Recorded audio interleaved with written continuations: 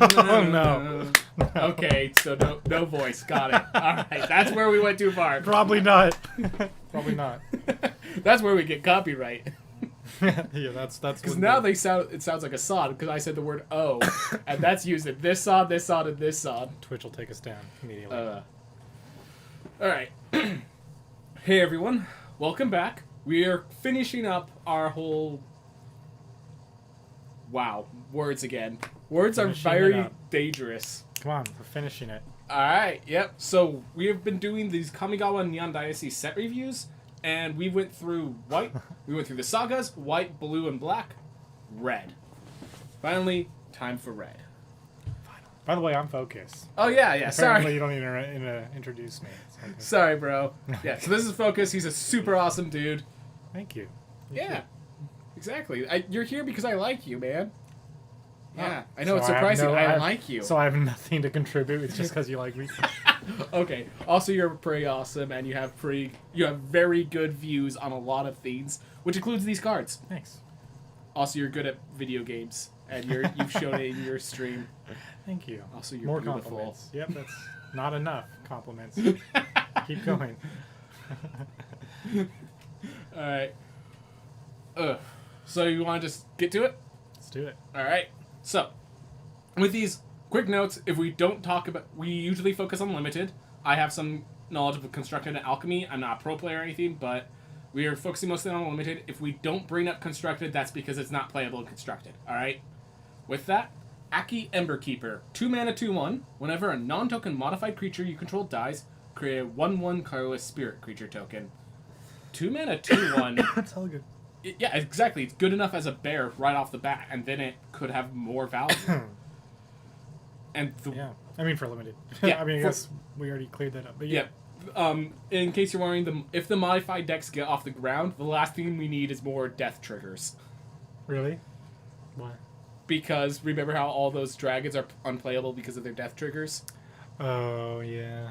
This is just more vulnerable unless you're sacrificing them yourself. You know? Yeah, and if you're sacrificing the creature, why are you modifying it? True. That's where the issue comes in play. That is cool though. This does like make your modified, because the problem with modified creatures being everywhere is that it's 2-for-1s a lot of the time, except for the equipments obviously.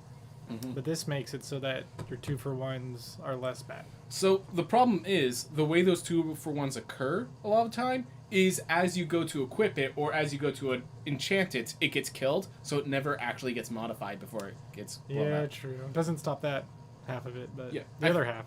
I feel like this card is still good and limited just because you get a +1/+1 counter on something, and now it's treated token, and it also counts itself. Yeah. So it's a 2/1 that if you turn into a 3/2 is also a 1/1 on the back end. It's another body. Like the whole issue is if you have like a bunch of equipment, you don't have creatures to put them on. This is literally making the new creature for you. Yep. So, amazing and limited. Don't feel bad if you pick 4 because you just know what deck you're in. What's up, Lambo? How's it going, man? Glad to have you here. Glad to have you here. All right. Eki Ronin. 2 mana, 1/3. Whenever a samurai warrior you control attacks alone, you may discard a card. And if you do, draw a card. Nice.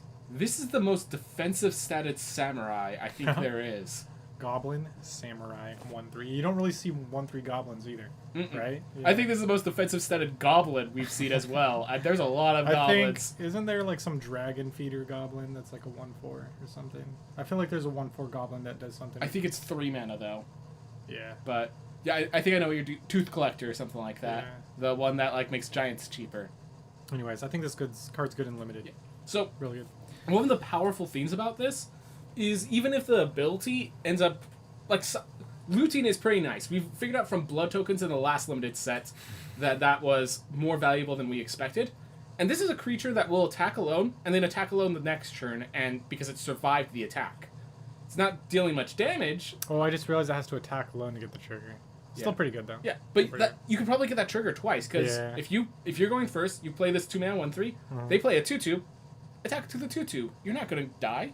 Yeah, true. And you also scare them with a combat trick, so it might even keep surviving. Yeah. And then if you have another samurai that you're willing to sacrifice, it's looting through all of your lands for the deck. So I think again, if you're in the samurai deck, you're happy to pick this card. It's not the best samurai. I think that 2/1 in white is the better samurai for common, but both really good cards. for the deck. Aki Warpaint.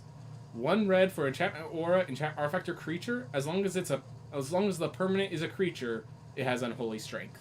+2/+1. Not good. Unholy Strength was good because it was really old, and back then there was certain things you could do if you're hyper aggressive and don't care that you're getting 2 for 1 in a little bit, because you won with that extra 2 damage. Not so good. I mean, it modifies. Yeah, it modifies. That Maybe it'll end up being good. Maybe like making 1 giant samurai and this is part of it. I don't know. I feel like you do need something like First Strike or something to make this really good. Yeah. And yeah, it's just maybe buffing up 1 big creature isn't as bad as we think it is in this format, but yeah, I don't know. Yeah. It just doesn't seem good. Yeah. Basically, it's 1 in your deck at most. Mm-hmm. Ambitious Assault. 3 mana instant. Creatures you control get +2/+0 till end of turn, and if you control a modified creature, draw a card. So note, this is not if you control a modified creature when you cast it. So they can kill it in response, but you still get the rest of the abilities. It's alright. It's a combat trick. I don't know. Could get you a card. I wouldn't really pick it ever, though. I don't know. I feel like this is usually used to help close out the game. Yeah, but its modified triggers to be a cycle. Yeah, which is kind of weird. Yeah. I think you can play you cannot play this card unless you could guarantee it's getting played with a modified creature in play. Yeah. Or it's winning you the game. Yeah, I don't know. This is like a medium pick. You really have to know what the format's going to be like to know if this is going to be good or not. And just medium, it's okay. Yeah. You also need to know your archetype before you pick it. Yeah, medium low. Mm-hmm. Could be good for like ninjas because there's like the blocking, you know. The one that gets blocked as well as dealing more damage. Mm-hmm. Yeah, could be good. I find that these sort of tricks, if the format calls for it, you could get 1, maybe 2 of these. I think because of the draw card, you could probably get 2 Ambitious Assaults in your deck if you're in the right deck without feeling bad at all. Yeah. Mm-hmm. By the way, I just want to note, the flavor text, I had to read it to realize the theme in the art. In the Klingor and chaos of the Aki attack, few even notice the frogs on their heads. Yeah, I didn't notice that all either. Yeah. That's funny. I think it's really well designed. Why do they have... Is it like magic? Is that what it is? Yeah, I'm assuming they're spirit, or kami, that are pushing them forward. Atsushi, the Blazing Sky. 4 mana 4/4 Flying Trampler. When it dies, you can either exile the top 2 cards of your library, Reckless Impulse style, or you can create 3 treasure tokens. So, if you can manage to get this to die, it is really good. And it's a 4 mana 4/4 flying travel. That's insane. Yeah. Alright, sorry. So, flayed out mythics, specifically mythics that are based on bodies, amazing for limited. This is a bomb. For constructed, I have stated that the fact that all these have on-death triggers really hurts them. And this is the cheapest one, so it has that value. Plus, it's a dragon. But so the main thing is, 4 mana 4/4 is actually competing with a lot of other cards. There's like 2 different dragons that are 4 mana 4/4 flyers in standard right now that are playable. Oh, really? One of them's very deck restrictive, so we're not going to compare it to that. But there's Manaform Hellkite, which likes multicolored decks. And if you go into Alchemy, it just cannot compete with Townraiser Tyrant. This 4 mana 4/4, and it basically blows up a land or deals more damage to them as time goes by. If you're in Alchemy, you play 4 of this card if you can, and that's good enough as long as you're not hyper aggro. Yeah. So this cannot compete with Townraiser Tyrant, so that limits it to standard only. If the exile trigger if death trigger wasn't the issue, this would be a very good card. Create 3 treasure tokens, like as I said about the 5-color deck. That's 3 of your colors fixed right there. True. And otherwise, you just use it as a value engine. This could be just the top end of an aggro deck. Aggro decks can actually get to 4 a lot easier than 5. So this is better than AO and that sort of style. The thing is, we have a white aggro deck and not a red aggro deck right now. But this is a really good card if you can get the triggers. This could be a top end of the aggro deck. You don't have to worry about the triggers in an aggro. Oh yeah, because if they're killing this, that means they're not wiping your board. They're not dealing with the threats that are already there. Yeah. When you put it like that, if there is a mono red aggro deck, this helps make it. Yeah, just like your top end is this. Yep. Yep. Dragon is notable. Spirit is not. I don't think. But yeah. In case you're wondering, Dragon Fire is a spell. This turns it into a 4 damage spell. So yeah, I'll just show you real fast. Dragon Fire. So it's a 2 mana 3 damage spell, but if you have a dragon in play or in your hand, instead deals damage equal to its power. So it's a 2 mana 4 damage spell, and that's a significant jump. Yes. So, good card. If there is that aggro deck, like I think this one might see play just because it's the red dragon and it's the cheap dragon. Bronze Plate Boar. 3 mana 3/2 artifact creature equipment boar. Trample. An equipped creature gets its stats, including trample. Reconfigures for 5. This is what you want for the modified. Yeah. Right here. So, I'm pretty sure the last time they did this was with the bestow mechanic.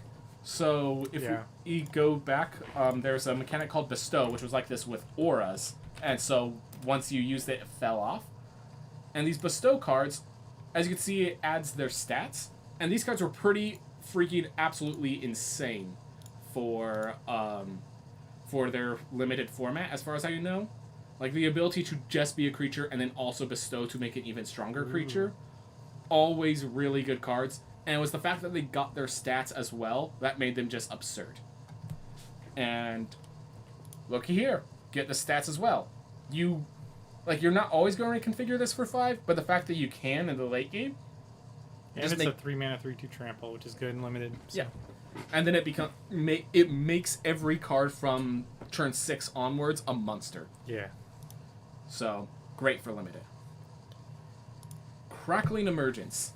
2 mana enchant land. The enchant land is now a 3/3 red spirit with haste. And if enchant land would be destroyed, instead sacrifice Crackling Emergence, and that land gains indestructible until end of turn. This does make a modified creature. Yeah. My main That's issue. hella good. My only issue with this is because you have to attack with this, you need to tap that land. It puts you -1 on mana as long as it's alive. That is my one issue. As long as it's alive. No, it's still land. It says it's still land. What I'm saying is, whenever you attack, you're tapping the mana. That's what I mean. I think by it's worth mana. it though. Yeah. I think this is good in limited, mid-range or aggro, not control. I think it's good. I would play it. It has to be aggro. I think treat it as like a 3 mana 3/3 haste, or just like treat it as more expensive than 2 mana. You probably want 1 or 2 of these. If you have like a really low mana cost deck, then you could play 2. But yeah, like you said, playing 1 of these just restricts you because you need it for mana. Yeah. I guess you have if you have a low curve, that doesn't matter too much. Mm-hmm. But how low can your curve... And like you could still tap the land for mana, it's just you kind of lost the creature for that turn. Yep. So it's that conflict that you have to deal with. If you can deal with it, 2 mana 3/3. That's amazing stats. Dragon Spark Reactor. 2 mana artifact. Whenever it or another artifact enters the battlefield under your control, just enters the battlefield. Put a charge counter on Dragon Spark Reactor. You can then tap 4 later, sacrifice it, and it deals damage equal to the number of charge counters on it to target player and up to 1 target creature. So it deals damage to both the player and the creature. It's pretty dope. I think you could play a couple of these in limited, honestly. Like, you might only get it... Well, it depends on how much artifacts you're grabbing. Yeah. I don't know, maybe just 1 in limited. How many artifacts, how many charge counters do you need when you sacrifice it for you think it to be good? I think 3 is average. 3 is like mid. Even 1, it could be good though. Even just like pinging something sometimes. Sometimes you just need that. But to be good, 4 or up. Got it. Like to be like, yeah, like if this is doing 4 more damage, that's insane. And to be clear, if there's enough artifacts in the format for this to be sacrificed at a minimum of 5 and then like even higher, that I think becomes standard playable. And this just says artifacts entering the battlefield. So things that generate blood tokens, things that generate treasure tokens. Dude, I could see this being standard playable. Like Atsushi, the dragon we just showed, if that manages 3. to die, 3 right ding, there. ding, ding. And that also means like you're just holding up if they try to target the artifact. You're holding at 3 of the mana to trigger it if you need to on the get-go. True. Like, I think this card, like, it definitely needs a shell, and I'm not sure how you build that shell. I feel like there's enough artifacts. But as you said, there's enough artifacts. It's just, at that point, is it good enough? Is the tempo loss for playing this on 2 not costly enough to lose you the game there? And, like, if you could play it as a lava axe, that also kills a minion. Like, that's what I'm saying, yeah. So yeah, I have hopes for Dragon Spark Reactor, but it's definitely much more speculative than other cards I've said are amazing for I feel like this is the first deck I would build to be something like this. Yeah, exactly. This creates a new archetype. We just need to figure out... We found one of the 36 cards. Well, like you said, the treasure token, blood tokens, you just put it in something like that. Yeah. I'm trying to think if there's any of the... It's mostly a black deck. Well, I guess it's black-red. Huh, could you just fit this in the black-red deck? Huh. Interesting. That's something to consider. I haven't thought of that yet. That's a possibility. I like it. Experimental Synthesizer. 1 mana artifact. When it enters or leaves the battlefield, exile the top card of your library. Until end of turn, you may play that card.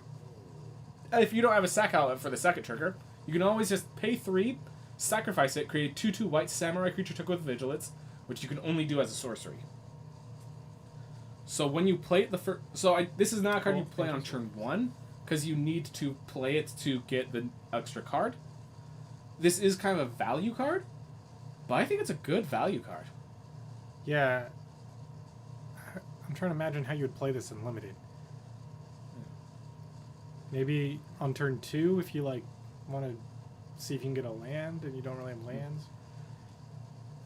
I don't know. I'm thinking on turn 4, if you just play it, if you have like a 3-drop or a 2-drop that you're going to play because you have that much of your curve, you play this first. If it's a land, congratulations, you play it, get a 3-drop. Yeah. If you don't, like, you're probably going to hit another 1 or 2-drop. It's definitely good for like top deck wars mode, you know. Yeah, I'd say you play a couple. You can play a couple of these. Yeah. But you only get a 2/2. It's a card engine, but it's like a slow card engine. I don't know. I feel, so as we get further in the set, I think one of the cards that allows this to see play, you need to have ways to sacrifice this artifact without paying 3 mana for it. Oh, okay. Because if you can do that, that's an additional card. True. That makes this a reckless impulse on kind of on command. The first, like, you do have to do it this turn, but it's the difference between 2 mana, 1 mana is huge. Yeah. So, goes to go with Dragon Spark Reactor. That's what I was just about to say. That this is the Dragon Spark Reactor is 4 of the 36. Now we have 8 of the 36. We're figuring out this artifact deck. All right. Explosive Entry. 2 mana sorcery. Destroy up to 1 target artifact. Put a +1/+1 counter onto up to 1 target creature. I don't know. I don't know if there's enough artifacts. Yeah, that's the question, because there's artifact creatures, which if this hits an artifact creature, it's a kill spell and a pump spell in one. I think you could just play 1 in your deck, honestly, even on 1, and it could be okay. But I don't know what you're picking this over, you know? I feel like most things are above this. Maybe. I think that's a good analysis, because it's like, if you're facing the white-green deck, this becomes 2 mana, put +1/+1 counter target creature, because they have so many enchantments, not artifacts. Oh, I didn't even realize you don't need an artifact to target in order to use it. Okay. Yeah. Which means, like, if you want to play more than 1, you need to have a deck that really loves modified, so you can get that +1/+1 counter to matter. Yeah.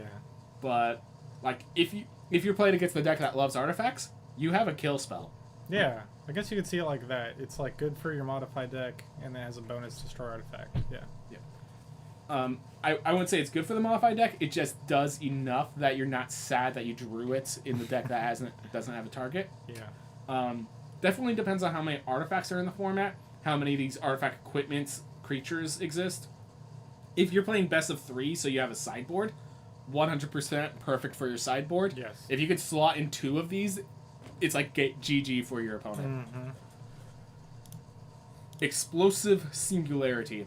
10 mana sorcery. As additional cost to cast a spell, it basically has Convoke. You may tap any number of attacked creatures you control to make it cost 1 less for each, and it deals 10 damage to any target. Oh, this card. Yeah, I love the style. This is basically the Spirit Bomb, and I love the flavor of that. My problem, 10 mana for just 10 damage, Mythic Sorcery Speed. So, sorry, I'm thinking of Constructed. It's only 10 damage is actually... I think that's actually not enough to make this card good enough in Constructed. I could see a deck built around it. Like, if you have a ton of creatures, you just need 2 of them. Maybe some spells that copy your spells. You know what I mean? And, like, yeah. Especially since you can get it if you have, like, just a ton of creatures. I didn't even think about that. Galvanic Iteration. Yeah, there's a amazing duplicates. I'll show you right here.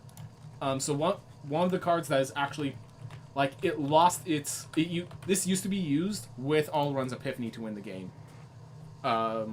So it's a copy spell that also has flashback. Yeah, see, I think you could build a crazy deck. I didn't even think about that, yeah. So Galvanic Iteration plus Explosive Singularity. It's guaranteed to cost at least 4 mana. The question is, where do you get all the creatures to tap for it? Yeah, you have to build a deck around that. Because there's treasure, blood, but there's tokens, there's no... Yeah, I don't know. This is going to be another piece of it. Let me get the old variation. Artifacts you control can tap to add mana to cast instant or sorcery spells. Oh, so your treasures just become... Wow.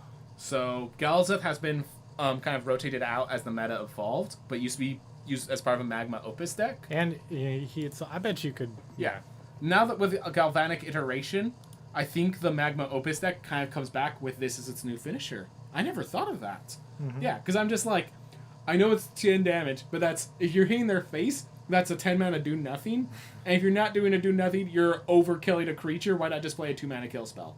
So I think this card's awesome. Yeah. Has a lot of potential. Also, I think if you, I think you could play 2 of these unlimited, honestly, because then if you're not at the end of the draft, because then you could just pick 2 of these, have like a kind of mid-rangey defensive deck, and then just eventually you'll beat them. The ability to just randomly chuck 10 damage out of nowhere is definitely scary, which is like, oh, I'll take a hit. It's not like it's going to kill me.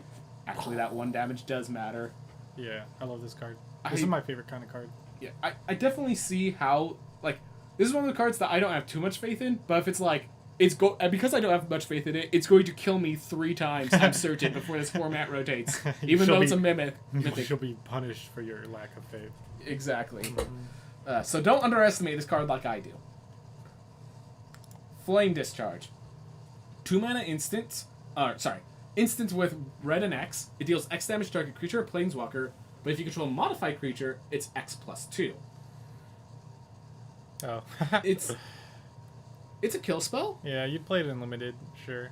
The plus 2 doesn't really matter. Like... It does if you were trying to make the constructed deck, but I think... No, yeah, for constructed. I think there's we'll get to it later, I think there is another card similar to this that I think is better for the constructed version of this deck. Yeah, this is okay. You pick it to kill things if you don't have things to kill things. Yep. Removal is good, generally. This is horribly costed removal, but it's removal.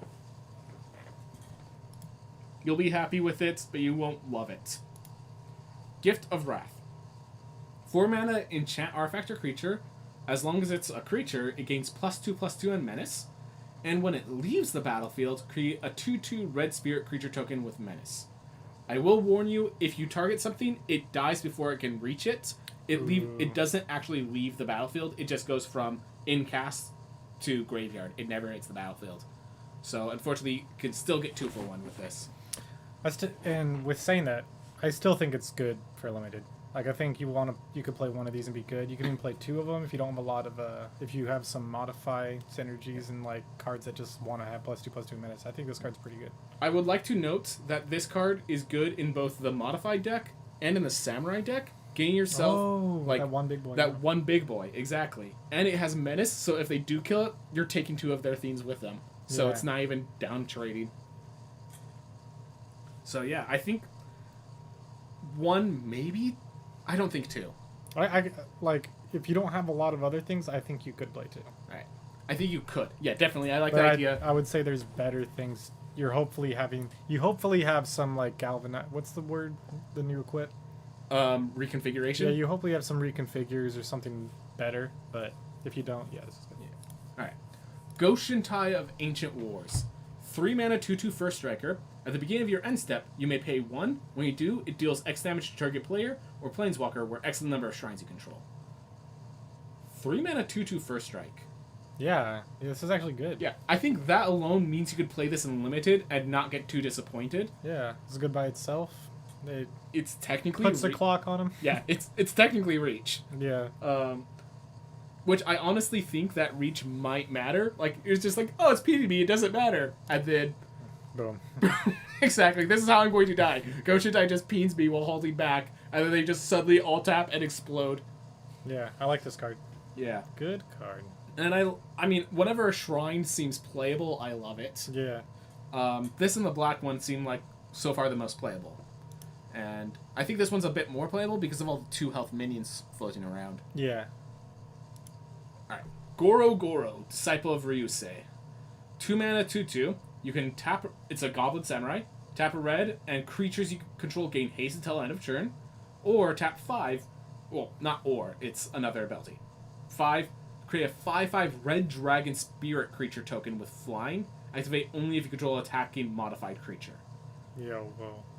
2 mana, 2/2, already good enough and limited. Oh yeah, this is busted and limited. This is gonna be a cool card to have in some constructed deck, I'm sure. Yeah, the fact... So modified, because it works with +1/+1 counters or equipment, I think this could actually be part of a constructed deck. It's not the card that makes the constructed deck, it's a card that fits in the constructed deck. Like, we're a very aggressive deck, and hey, this 2-mana, this 2-drop is also top end. Mm-hmm. So, yeah, I'm not the person who builds that constructed deck, but I'm happy to see it. Heiko Yamazaki, the General, the other Yamazaki twin. By the way, they actually released the story of the Yamazaki twins over in the Magic news theme. I've been reading up on that. Anyways, it's a 4-mana 3/3 with Trample, Human Samurai. When a Samurai or Warrior you control attacks alone, you may cast target artifact card from your graveyard this turn. This is good. Yeah. Here's the thing. How many artifacts are also Samurai? I don't know. Because if you have some artifacts that are like swinging in, it dies, and then you pull out the other Samurai, then you pull, and they just keep looping each other, you have a way to get all the artifact triggers. I think all of these, both the Yamazaki twins are very powerful for limited, because they're value engines for decks that are aggressive. Yeah, and it's already a 4-mana 3/3 trample, so... Yep, I would pick this. I will say it's the weaker of the 2 Yamazaki twins, because it costs 4 mana instead of 3, but that's it. Dude, and you can use this with that the 2 artifacts that you sacrifice that we looked at. Oh. Yeah. Not for constructed, but yeah. Yeah, not for constructed, but combos randomly. Yep. Alright. Invoke Calamity. 4 red and 1. Instant. This is the only Calamity that's instant speed. You may cast up to 2 instant and or sorcery spells with total mana value 6 or less from your graveyard or hand without paying their mana costs. If the spells would be put in your graveyard this turn, exile them instead, and then you exile Invoke Calamity. That's cool. Do note, and this is what a lot of people were talking about, because of the way this cast trigger works, you can use this to cast sorcery spells at instant speed. Yeah, I was just thinking that. That's crazy. I don't know how that's useful technically, but yeah, cool. I will say a lot of people have been like, you use this to flash into Wrath of God. I'm like, how are you getting all that white and red mana? You could do it. I think you could do it with the mana lands. Yeah, dude. Slashing a Wrath God, that'd be insane. Yeah, that's hella good. Or end of turn Wrath of God. End of their turn, yeah. That's basically the plan. Because if you can do that, that's like one of the most powerful things. Blow up the board on their turn is devastating. This card's hella good. I will state, for if you... The one problem I have is specifically for the current mono red deck that exists. Mm-hmm. So there is a slot for it. There is... one of the best cards you can cast is Ingenious Inspiration, I believe is what it's called. I'm just gonna go. You almost had it. Yeah, I'm just gonna make sure it's standard to type in Inspiration, and we'll get a INGEN. Okay.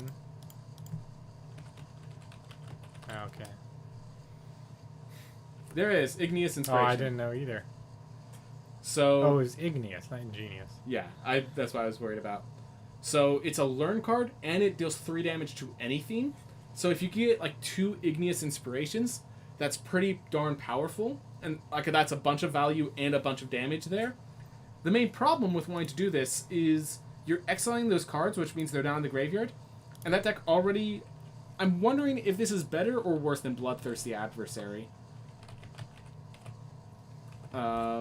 because it already plays this card, which does a similar theme of exiling a card in your graveyard that costs 3 or less and recasting it. This one, it's able to be played as a 2/2 haste. It's able to, very late game, do the same effect. Or you could just pay 5 mana, get one of the Igneous Inspirations, have a 3/3 haste to get more tempo. And I think that deck prefers the extra tempo over the extra value. So... yeah, this isn't for that deck, I don't think. yeah. That's basically the theme. For the deck that exists right now, Bloodthirsty Adversary just seems better than Invoke Calamity. You have to find a new deck for Invoke. Yep. So, with that... and Invoke actually is not good in Limited, I don't think. yeah, because you... unless you have a lot of instant sorceries, but then it's not, like, explosive or anything. Life Alert 666, from here on, we're trying to finish the entire set before we end. So... wait, so what did we already do, though? We already did... Sagas, white, blue, black. We now still have red. After this, we'll have green, multicolored, artifacts, and lands. So, we still have time. Feel free to ask any questions. If you miss a card and you want us to re-review it, I'd be good. Ironhoof Boar. 6 mana, artifact creature boar. It's a 5/4 with trample and haste. Or you could channel it for 2 and give target creature +3/+1 and trample until end of turn. It's a combat trick or a bit... this is a good card. Yeah. It's a really good card. Yeah, this is... you definitely pick this in Limited. You could have, like, 3 of these in Limited. Yeah. I feel like this is, like... that combat trick is very, like... it's not good in most situations, but in the situations that... like, the decks that want that kind of combat trick, it's kind of decks that love this as their top-end finisher. And haste. Yeah, this card's dope. Okay, but I find it weird that it, like, it's an artifact creature with channel. Because channel feels like it should be... like, it feels like, to me, channel should be restricted to enchantment creatures, and then reconfigure should be restricted to artifact creatures, obviously. So when I saw the channel, I just, before reading it, thought it was going to be a reconfigure. Yeah, it's just kind of weird. I will state that one of the things they could have done better is make channel specific to a certain archetype. Because channel's just everywhere in this set. You'll see enchantment creatures will channel. You'll see just regular enchantments with channel. You'll see cards that are just creatures with channel. It's just everywhere in the set. There's no... I mean, channel is pretty good. It's like a cool, like, kind of evergreen ability. Yeah, exactly. Channel is just this ability that does something. Channel is you discard the card and it has some effect. So in this case... it's the ability right there. The effect is target creature gets +3/+1 and trample. In a white one, it's you search your library for a plains and gain 2 life. There's one that, like, it's a exile enchantment that the channel is you flicker a card instead of just exiling it. It's just you discard the card and you get a different effect. Worth noting, channel can be done at instant speed. So even though this is an artifact creature that can't really be played. So, like, for example, if you're in a counterspell war, channel is an ability, not a spell. So you can just channel out and avoid any counterspells. And the fact that it's instant speed means it gives additional value to usually slower, more sluggish cards. But yeah, it's literally channel is just describing the symmetry of all these abilities. Essentially, you either play it as the creature or they have a spell you can play it as. Yeah. Let me just do this for you. Thank you. Kami of Industry. Interesting. 5 mana, 3/6 spirit. When it enters the battlefield, return target artifact card with mana value 3 or less from your graveyard to the battlefield. It gains haste. Sacrifice it at the beginning of the next end step. Nice. Okay, so there's a lot of artifact synergy cards in Red. You might be able to do something with this in Limited. Not to mention, I'd like to note, you sacrifice it, you don't exile it at the beginning of the next end step. Multiple Kami of Industries can keep hitting the same creature. Or artifact, you mean. Yeah, fair enough. Yeah, I think you can pick this, because 3/6 is a good body for this format, so I'd pick it, especially if you have artifacts. There's probably better things to pick, but I wouldn't be too upset, even if you didn't have any targets for this. I will say that the only thing that keeps me from saying this is an amazing card is it doesn't have reach. If it had reach, then it'd be a perfect blocker while establishing threat along the way. Alright. Oh, you want me? Yeah, I can do it. Alright. You said you were going to. Okay. I didn't mean forever, but... oh, okay. 2 mana... Kami's Flare. 2 mana instant. When it deals 3 damage to target creature or planeswalker, then it also deals 2 damage to that permanent's controller if you control a modified creature. This is a good card. This... for Limited. If there's a modified... there might be an aggressive modified deck. If that's the case, this fits in constructed. 3 damage is Yeah. enough to be a kill spell. Yeah, 2 mana, 3 damage. And then 2 more damage to their face. When you're in those aggressive fights, that 2 damage matters. Yeah. This is a good card. Pick it in limited. You don't even need to worry about the modify bonus. That's just bonus. That's actually the theme. This card is just playable even without... The modify means nothing in limited and everything for constructed. Which is kind of hilarious. Yeah. The flames are a gift from my companion.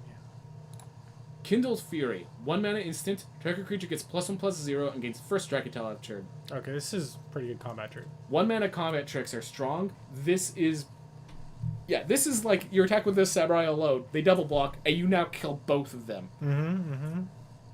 Yeah, this is hella good. You want to play... You can play a couple of these if it's like your only buff spell. Yeah. If your deck is... I think this set has enough, like, the Samurai love this kind of effect, because they're attacking in expecting to get suicided, and then you don't suicide them. You slaughter them instead. Or if you happen to have some ninjas, if you're blue-red or blue-black. I mean, I guess ninjas are kind of everywhere, but yeah. And, like, it only costing 1 mana is huge, because it doesn't interfere with the rest of your turn. Yeah, this is a really good card. Yeah. Take 1 or 2 for your limited deck, why not? I'd say 2. I'm actually on the top end there. Lizard Blades. 2 mana, 1/1 double strike. It's an equipment lizard. It's another artifact equipment. Reconfigures for only 2 and gives the equipped creature double strike. Flat out, this is Flame Shrieker, which is already a good card, except it even costs 1 less than Flame Shrieker. Yeah, it is more vulnerable though, but... Fair enough. Yeah, I like Lizard Blades. You pick it all the time. Yeah, exactly. I think this is a bomb. You think it's a bomb? I guess it kind of gives all your creatures double strike. Yeah. It turns any creature into a monster, and it's a 2. And I think playing this on 2 is fine. True. Yeah. Yeah, it's pretty good. I guess just looking at a 1/1... It's okay. And thinking bomb just doesn't register to me. Yeah. But No, it makes sense. But I really think as long as it doesn't die, the fact that you can reconfigure it on other cards means it's like it turns mid-range threats into late-game threats. True. It's weird. It's like Poet's Quill was a bomb in Strixhaven, but didn't look like one because it was just an equipment like this. Oh, okay. March of Reckless Joy. This is another March, so a red and X. You may exile any number of red cards, reducing its cost by 2 for each. Exile the top X cards of your library. You may play up to 2 of those cards until the end of your next turn. Really weird that they added the additional limitation of you may only play 2 of those cards. Yeah, I mean, this is okay in limited if you like really need to dig for something, but if you have things in your hand and you're just not playing them, and then you have them so that you could dig for more, it's just kind of weird. Yeah. It seems good for constructed. Yeah. So specifically, the way I see it played and constructed is basically as a 1 mana Tormenting Voice. So Tormenting Voice, at first I was like, yeah, you use it with Tormenting Voice to discard a card, draw 2, and then it's like, it's instant speed. It costs 1 less. Oh, yeah. But then I looked at those decks that use Tormenting Voice, and they really value the putting it in your graveyard, not getting exiled. Oh. If they don't, they like doing it to lands. This has to be a red spell. Yeah. So I'm less and less on it. I think it could still be playable, and it's specifically playable as pay 1, exile a red card not necessary for this battle, get 2 cards, and you're doing that instant speed. Yeah, maybe if some stuff's stuck in your hand for limited, you can use it. But yeah, I'm not excited about this card. This is. I feel like this is the worst March because it doesn't feel like an X spell. It feels like a 3 mana spell. Yeah, true. Ogre Head Helm. 2 mana 2/2, already good enough. Equipment Ogre. Equipped creature gets +2/+2, and 1 Ogre Head Helm or equipped creature deals combat damage to a player. You may sacrifice it. If you do, discard your hand and draw 3 cards. Oh, interesting. Reconfigures for 3. Yeah, this is good. I would play this unlimited for sure. Yeah. For limited, I say the you may sacrifice. Literally, choosing not to sacrifice is going to be the correct choice, like 4 times out of 5. Yeah, until you empty your hand, but... Or... Yeah, but the thing is, once you need it, it's there. So. Yeah. 2 mana 2/2, never sad about that. And then it buffs your guys, yeah. Good card. Some people were talking about constructed, I don't see it. Oh, really? You need to be hyper. You need to be so aggressive, and if you are, okay, maybe if you can be like, it's weird because you need to dump your hand, but you need to also wipe out their threats so that they can't stop you. So I think it also lets you sacrifice that dragon, that 4-mana dragon. Makes it a 6/6. I think you sacrifice the Ogre Head Helm, not the creature. Wait, whenever Ogre Helm or equipped creature, so you could read it as whenever equipped creature deals combat damage to a player, you may sacrifice it. Or whenever Ogre Helm deals damage to a creature, you may sacrifice it. I'm not sure. Yeah. Because it says, because I would just, you take out the or and just choose one, right? So whenever equipped creature deals combat damage to a player, you may sacrifice it. If you do, discard your hand, draw 3 cards. Yeah. Right? I feel like that's how you work. I thought how it was as well. The thing is, the word the word it is not clear, I guess, is the main issue. Would you rather say him? What do you mean? This card. I'd rather say you may sacrifice this card. Or you may sacrifice Ogre Head. Or you may sacrifice the creature. But it is purposely vague, so it could be either, depending on if it's equipped or not. If it says you may sacrifice the creature, then it works on Ogre Head Helm when you sacrifice it. And it works on the creature when it's equipped. Oh, true. Because then it's whatever creature. Okay. Yeah, creature would have been more clear. Yeah. Yeah. I don't know. Yeah, and that kind of changes its playability. I'm not sure if that changes the playability, though. I think it's still just good, and I don't think that changes its playability, because you're probably equipping it to a 1/1 a lot of the time, so you could sacrifice it. Or like an eye twitch, a 1/1 flyer. Or if you're not doing that, well, actually, no. That actually does change the playability. I was going to say, once you were done, I was going to be like, it changes it a lot. Yeah, because, if you have a bunch of 1/1 flyers, you're like a blue-red deck, yeah. you could turn every flyer into a new hand. Yeah, exactly. That's why I thought it was so good. Maybe that's why other people think it's so good, too. Yeah. But if you're sacrificing the helm... Yeah, that's just like, what? Okay. It could be good. I'm not... I mean, it's still good, but it's not just as, like, amazing. Yeah. Mm-hmm. It's still... I'd say that makes it playable in Standard, specifically. Alright. Peerless Samurai. 3-mana, 2/3 Menace Samurai. Whenever a Samurai warrior you control attacks alone, the next spell you cast this turn costs 1 less to cast. That's pretty good. Actually, it's 3-mana. Yeah, that's hella good. Yeah, 3-mana, 2/3 Menace is like... There were a few cards like this in the last 2 sets that were just like, they made it into your deck. You didn't care about any other abilities. That made it into your deck. Yeah, this is dope. The fact is, without any other Samurais or Warrior, this also makes your 5-drop playable on turn 4. This is your main 3-drop for your... You don't even need to be a Samurai deck. This is your main 3-drop for your red deck. Yeah. Yeah. I'd pick it. Play a bunch of these. Rabbit Battery. 1 mana, 1/1. Artifact creature equipment, Rabbit. It has haste. It reconfigures for 1 and gives equipped creature +1/+1 in haste. This card's good. This card's considered in constructed. Because, it's a very fast haste enabler. Like, the rabbit's okay for the beginning, but yeah, really you want it to equip all the time. And it can and will. Yep, and it's so cheap. It's so cheap. Yeah, no, this card could see constructed play. Could make modified decks work. Yeah. Reinforced Ronin. 1 mana, 2/2 with haste. It's an artifact creature, human samurai. At the beginning of your end step, you return it to your owner's hand. That's only if it's in play. And then you can pay 2 to channel it, and discarding this to draw a card. This card's good. I like it. Yeah. This is one of those cards that I never understand, and then it ends up being 4 of for the main deck of the insane deck that I still don't understand. Hyper aggressive. Yeah, I mean, it's funny that its channel is just cycling. Yeah, its channel is just cycling. That. So it has cycling, and cycling with less things that interact with cycling. I don't know. I would play this in an aggressive limited deck, and it's an artifact card in your graveyard for a bunch of different trigger things.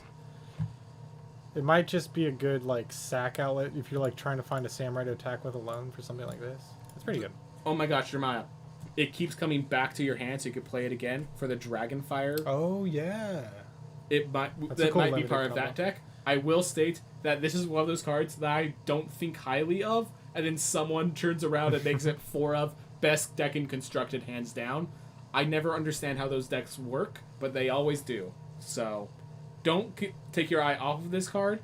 until it dies in the hole after construction's been taken care of for 2 I weeks. just realized it has a third arm holding the giant. That's cool. Yep. Oh, did you have more to say? No. My theme is I don't know how to evaluate those cards. So someone who knows how to build those decks needs to evaluate them. Scrap Welder, 3 mana 3/3 Goblin Artificer. You can tap and sacrifice an artifact with mana value X to return another artifact with mana value less than X from your graveyard to the battlefield. If it's a creature, it gains haste. Well, it also gains haste if it's not a creature. I don't think anything that's not a creature cares about haste. True. Okay. But yeah, this is a... didn't they make this card before, but it was broken because it was a sacrifice an artifact, bring any other artifact back? I think so. Yep. Yeah, so this is just that, but like a little bit worse. Yeah, it's literally, it now can't break the game entirely, but it's still a good card.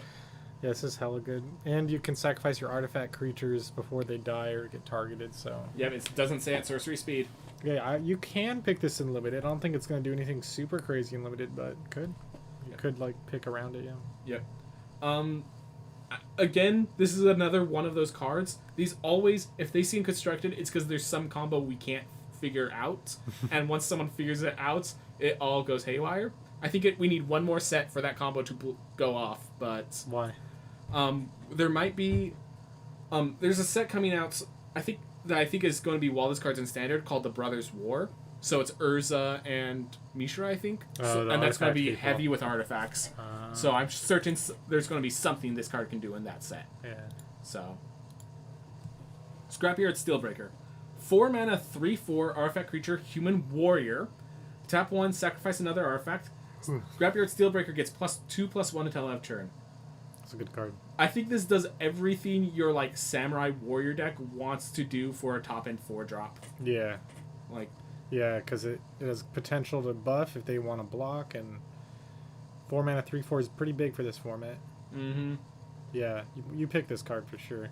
You can pick multiple, but yeah, I like it. Yeah, this is you're happy to have this as your 4-drop.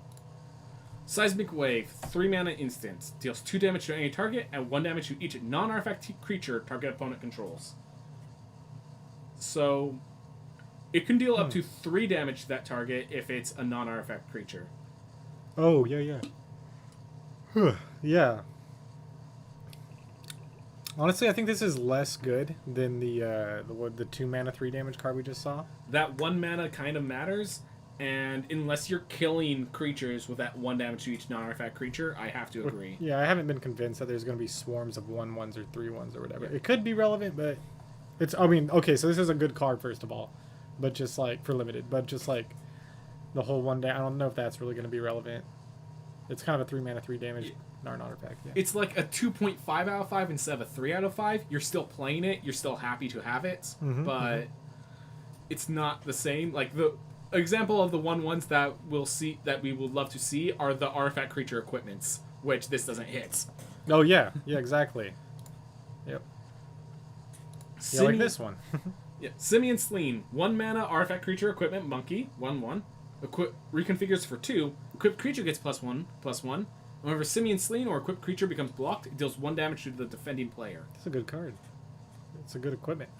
Yeah, we just saw 3 different 1 mana equipment, didn't we? No, we saw 2. Yeah, 2. Just 2. But we But reinforced this Ronin. was a 1 mana artifact card. So if you're in red, it's entirely possible to have multiple 1-drops and just True. like have a really aggressive start, and then because of reconfigure, they're still good in a later game. Dude, true. You could have a really good reconfigure deck. But yeah, this card's good. You play it. You can play a couple copies. Like, giving a creature +1/+1's good. The second ability doesn't really matter. But I think having a 1-drop and something to ninjutsu, an artifact to sacrifice, it plays a lot of roles. Yeah, I do think you need to be more aggressive. Like, at the slowest, you could be a mid-range deck. Yeah. But, yeah. No, as you say, it plays a lot of roles. It does a lot of good stuff. So Zenkin Smelter. 2 mana, 2/2, Goblin Artificer. At the beginning of combat on your turn, you may pay 1 and sacrifice an artifact. If you do, you create a 3/1 red construct artifact creature token with haste. That's awesome. This is a good card. I think this is almost constructed playable. Like, that... Really? If you just have artifacts that have, like, just cheap, have a trigger, then they're done with. that 1 mana artifact that when it enters the battlefield or leaves, exiles a card. This is a great way to exile it and get extra aggressive value.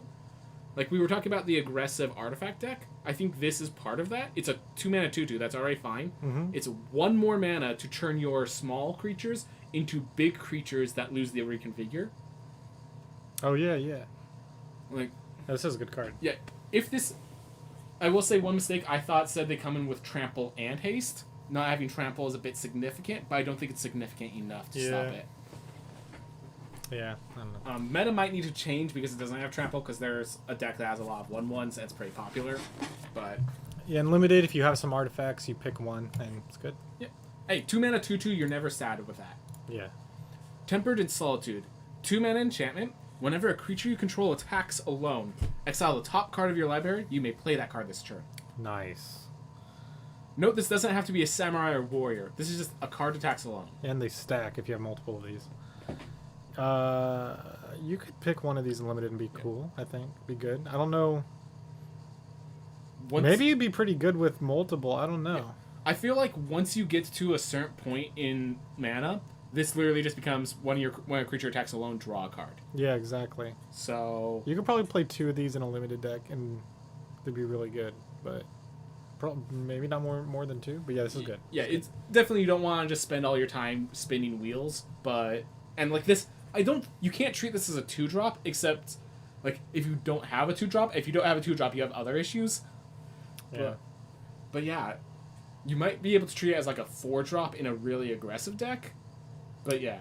I also just realized with all these reconfigure cards, you can start the game with a board of a bunch of little dudes, and then just once you're ready to do stuff like this, you just combine them all together, reconfigure them together, and then. Oh my gosh! Now I just pictured like, all right, Voltron it up, guys. Yeah, exactly. Everyone reconfigured.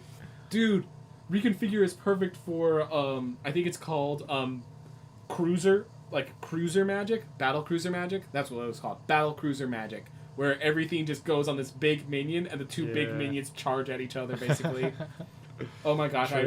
The more I think about Battlecruiser Magic, the more I'm happy about Reconfigure. Thank you for bringing that to light to me. Yeah, you're welcome. All right. Thundering Raiju, 4 mana 4/4 spirit, 4 mana 3/3 spirit with haste.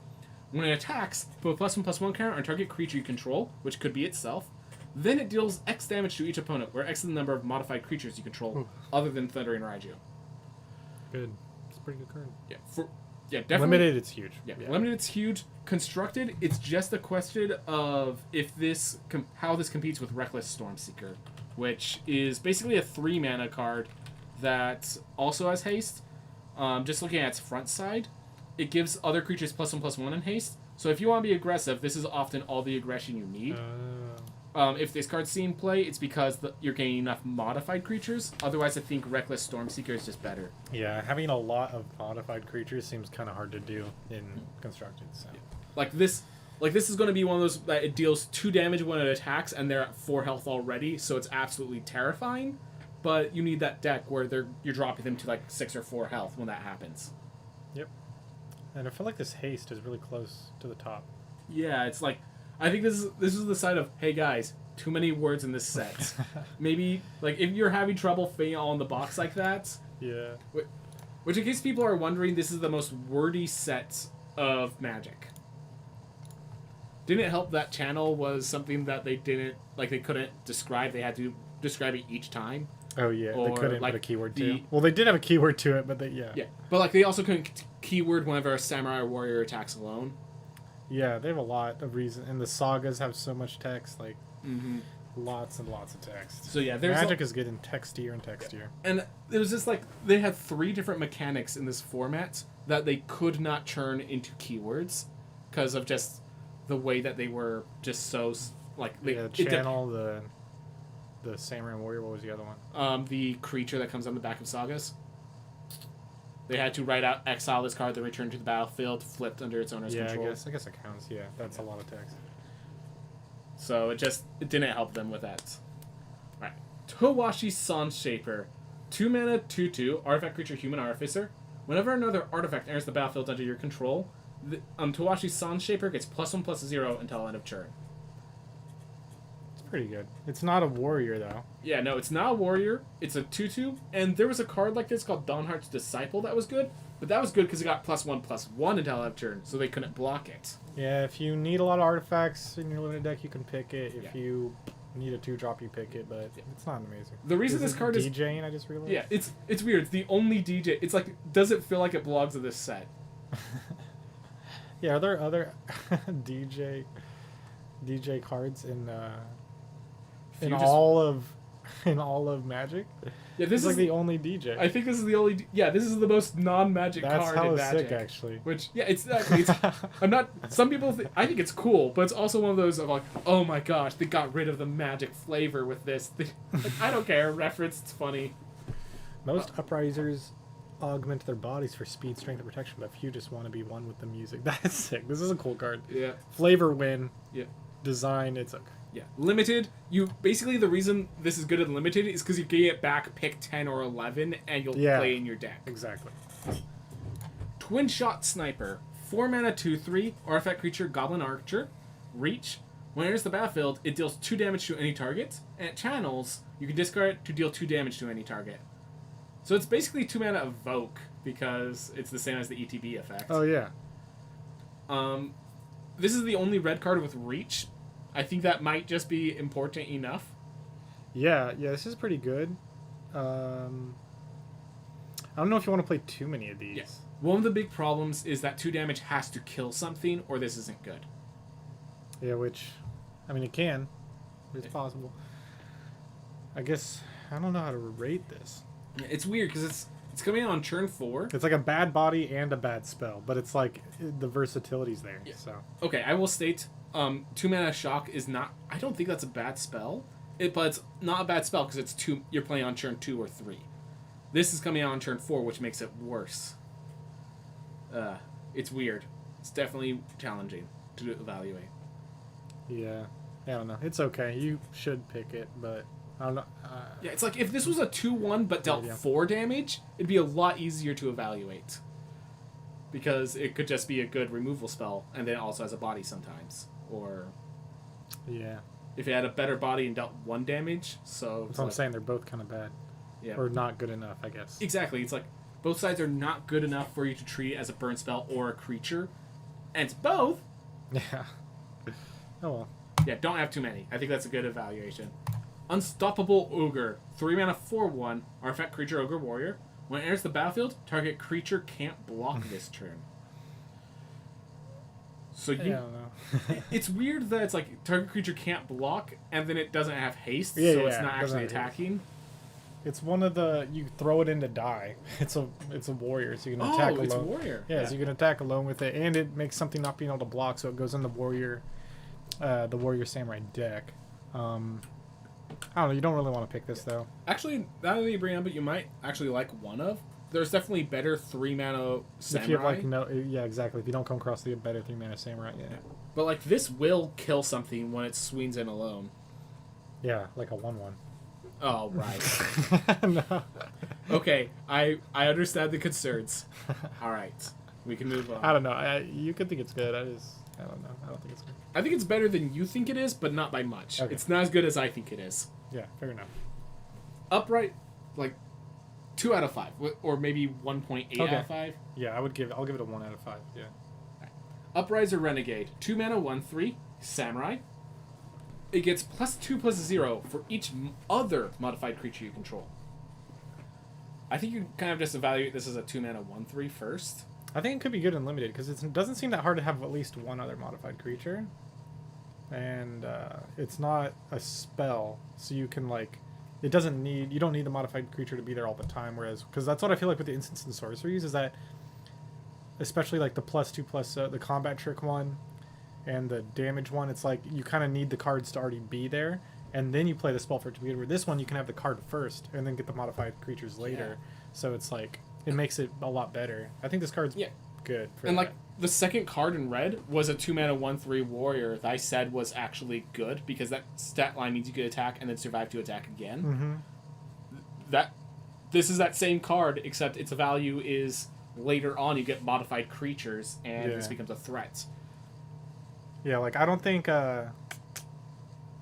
It's not going to reach like bomb level, but it's a threat. Because Yeah. I think this can become like, especially if you're modifying things in your deck anyways, you could easily modify this to 4 toughness, and then you're swinging in with like a 5/4.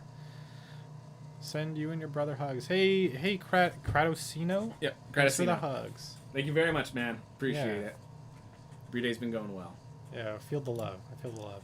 Beautiful. Love has been felt. That's the most nerdy way to say that. Love has been felt, thank you. Love levels complete 100%. Voltage Surge, 1 mana instant. As the additional cost, you may sacrifice an artifact. It deals 2 damage to target creature or planeswalker, and if the additional cost is paid, it's 4 damage instead. So this is a shock as a kill spell, and then if you have artifacts that you can sacrifice, it's a proper like 4 damage. This actually is good. So because 4 damage is like a number that has been fought for in Constructed. Like I'm just gonna show you Thundering Rebuke. Yeah. Thundering Rebuke is now being played in Standard because there's just no other card that does the 4 damage efficiently. So this might just replace Thundering Rebuke in most decks because that this is being played in Standard. Yes. Oh, and this is a sorcery. Yeah, and this is a sorcery and it costs 1 more mana, and there's treasure tokens floating around. Yeah. And it's important because the themes we're killing have haste, and we just take the first hit usually. So I think this might be a Standard player, assuming we have anything to sacrifice. Yeah. So yeah, Voltage Surge surprises me. That's the weird thing. In the commons in Red are the most playable cards in Red. It feels like. Yeah, I like this card in Limited. Sorry, I don't have much to say on it in Standard. Yeah, no, of course. I like this card in Limited. You could pick like 2 of these and maybe more if you don't have any other removals. And it seems like artifacts are going to be around, so you'll have artifacts to sacrifice. So yeah, good card. Yeah, I would say you can pick 2 of these normally, and then 3 of these if you have artifacts you can sacrifice. Like, it's a good card. And that's red. That's red. Whew. All right. Want to take like a 2-second break? Yeah, exactly. We're going to take a quick break, get ourselves all set up, and then we'll jump over to green afterwards. Everyone, we'll be back. Thank you for watching. Just chill. We'll be back in just a little bit.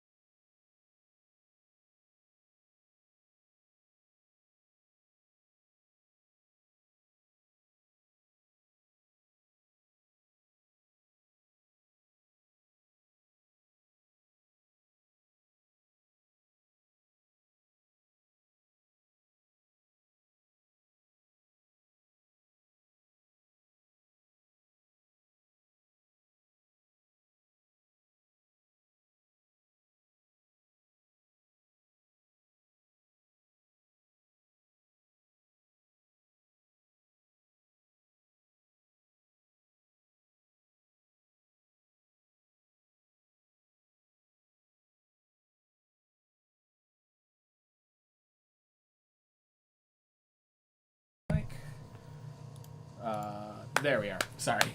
Almost hit the wrong screen. Alright, everyone. Green. Here we go. Bamboo Grove Archer. 2 mana 3/3 enchantment creature Snake Archer, Defender and Reach. And then you can also channel it for 5 to turn it into a kill spell against flying creatures. This card's sick. You have to be slow. You have to be a slow deck. Dude, but this stops everything at the beginning. But Like this, especially all those aggressive red cards we were looking at. Yeah. and any blue flyers that might be triggering ninjutsu. Yeah. Like it just this is just the 2 mana. I say no. Yeah, and if you can even wait later, kill. Yeah, this is good. You pick this.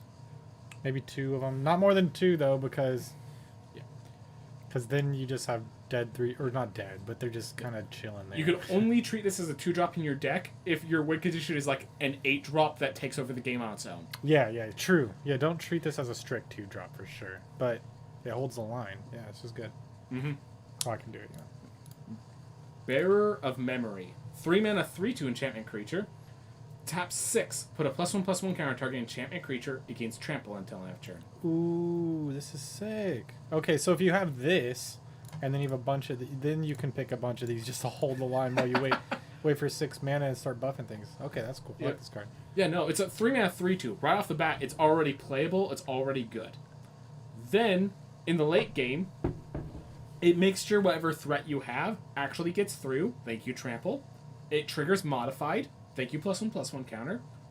Oh yeah, modified. Like, I don't think you want too many of these. Like maybe 2's good, just because of the 3 mana 3/2. Maybe you could have 3. If you have a third one, you don't have much late game. And it's not really doing much as a 3 mana 3/2. Yeah, like because all the other 3 mana 3/2s I see have like first strike or have ninjutsu or something, you know. Yeah. This literally it's just a 3 mana 3/2 until turn 6. Yeah. And when you get to turn 6, you might be wanting to play big. We don't know what the format looks like. We might want to be playing a 6/6 at that point to help combat the threat. We might not have the mana to just start slowly buffing things. Yeah. Pretty good though. I would pick 2 safely without having any other synergies. Yeah. Yeah, that's one of the things. You don't need to... It does have to be an enchantment creature, but like itself is an enchantment creature. So, yeah. No synergy really needed. Blossom Prancer. Such a beautiful, like... Wait, there's a Pokemon that looks just like this. Yeah. But also, like, the name Blossom Prancer sounds like it's gonna be, like, it gains both players' life sort of card. Yeah, or some sort of Let's be friends. Yeah, happy spirit looking thing. I mean, it is a spirit. Yeah, it's a spirit, and it looks pretty happy. Kind of fierce. 5 mana, 4/4 with reach. When it enters the battlefield, look at the top 5 cards of your library. You may reveal a creature or enchantment from among them into your hand, put it into your hand, and if you don't, you gain 4 life. Sweet. This is pretty good. I like the protection of if you miss, you still gain 4 life. Yeah. Because if I'm in a 5 mana 4/4 is not insanely good. Yeah, I like this card. Yeah, you pick it in limited. Maybe just 1 though. I don't know. There might be better picks. It's expensive. Its value comes from finding you other cards, not from itself. Yeah. Well, it is kind of a draw card though. So 5 mana 4/4 reach draw card. That's good. So I guess I should treat it like that. So yeah, I don't know how many you'd want though. It's the big problem is that it's 5 mana. Yeah. Draga Visionary. So I'm gonna spell this wrong, but I'm gonna. Oh no, Draga. So Draga Visionary. This was a card in limited during Zendikar Rising that, like, 4 mana draw a card 3/2. It was barely not. You could only play like 1 or 2 of these because there was too much tempo happening. You can't actually afford to just play a 4 mana 3/2, even if it's straight card advantage. So if it's that sort of tempo, you can't have more than 1 or 2 of these. Yeah. Maybe 2 at most. Yeah, that's a good way to put it. Boon of Boseiju. 2 mana instant. Target creature gets +X/+X till end of turn, where X is the greatest mana value among permanents you control, and then you untap it. That's good. Yeah, I like this card. Yeah, it's a good combat trick, and it's a sneaky blocker. Yeah, sneaky block, so it wins those fights. Tricks the ninjutsu deck. There's a Witch's Web, I think is what it's called. +3/+3 and reach untap. And that card was very much, you couldn't play too many, but the ones you played did awesome. Like, it always killed something. So this, like, play a couple of these. Yeah. One thing I worry about is if you're playing too aggressive of a deck and this is only giving +1/+1. But, like, this has the potential to give, like, +6/+6 as well, and that's terrifying. Yeah. Careful Cultivation. 3 mana enchantment aura of artifact or creature. As long as enchant permanent is a creature, it gets +1/+3, reach, and tap at 2 green. And it can channel to create a 1/1 green human with tap out of green. Oh, nice. This card's it's pretty good. I don't know what the top end of the green is yet. But... So this is another common. We just revealed like the Defender Reach, and this is another card. Another gives it reach and helps you get to the top end with the adding green. Yeah, and it modifies. So basically, these two cards only exist if you have top end. Yeah. Mm-hmm. I think the 3/3 is better because it doesn't rely on a creature first. Yeah, this isn't... Yeah, I wouldn't be too stoked to get this unless I had a bunch of top end. But this is a mana sink, so maybe... Yeah, I don't know. It's okay. Yeah. It's okay. Did you have any more? No, you've said enough. Coiling Stalker, 2 mana 2/1. Ninjutsu with 2. Yep, we have green ninjas in this set, everyone. Heck yeah. Whenever Coiling Stalker does combat damage to a player, put a +1/+1 counter on target creature you control that doesn't have a +1/+1 counter on it. 2 mana 3, 2 mana 2/1, good enough. If it gets through because they're scared of blocking, 2 mana 3/2. Yeah. With upside. Yeah, this is good. Yeah, because getting in right away. If you have your 1-drop, the red 1-drop, modifies all your creatures. Yeah, I say you pick this. I don't know how many you want, though, because it is just a 2 mana 2/1, though. Yeah. How many ETBs do we have? Oh, I guess this. Oh, yeah. Yeah, this is a good card. Yeah, this is very much, you can't, you're not the control deck that we've been looking at, but you are the modified deck. And in that deck, this is just a good advantage system. Mm-hmm. Yeah. Commune with Spirits. 1 mana sorcery. Look at the top 4 cards of your library. You may reveal an enchantment or land card among them and put it into your hand, and put the rest at the bottom of your library. I mean, yeah. There's a version of this that gets creatures or lands, which is much better. Yeah, and the enchantments can be creatures, but... I feel like you need to know you have enchantment creatures before you can pick this card. Mm-hmm. You have a bunch of enchantment creatures, and even then it's still, it's just okay. Yeah, it's not card advantage, it's just card selection. Mm-hmm. And you can miss. Yes. Fade into Antiquity. Commune with Spirits need to be the card that if you don't, you gain 4 life. Yeah. But then it would be terrible. Oh yeah, if you gain 4 life, you hate For life. 1 mana, yeah. Fade into Antiquity. 3 mana sorcery. Exile target artifact or enchantment. You could pick one of these, because I feel like there's enough of those where you'll always hit something. I feel like you're either playing the artifact deck or the enchantment deck in this format. There's no escaping both. And because of that, I think this is... Yeah, you can play 1, maybe 2 in the main deck. Mm-hmm. It is sorcery speed. It is 3 mana. That is rough. And this obviously doesn't hit all creatures, but I think it hits enough. Yeah, it's funny, because, you're really looking for this to hit creatures. Fane of Shigeki. 1 mana, 1/1 Death Touch. It's also enchantment creature, ninja, snake. This is a good ninja. No one wants to block it. Pretty good. You could play a couple of these. These are just kill spells, too. Even without it being good to, swing in, Yeah. So, to be clear, a lot of people always want to be careful with how many 1-drops they play. I think you can treat this 1-drop kind of as a 2-drop in your deck. Yeah. With how many you want to play. It's almost like a kill spell. I mean, it's not a kill spell, but... it stops them from attacking with big creatures a lot of the times. If you're a ninja deck, this is how you get through early on. If you're a control deck, this stops them from attacking. Yeah. It's good stuff. This is the best 2-drop in green so far. And it's a 1-drop. Yeah. Favor of Jukei. 4 mana enchantment.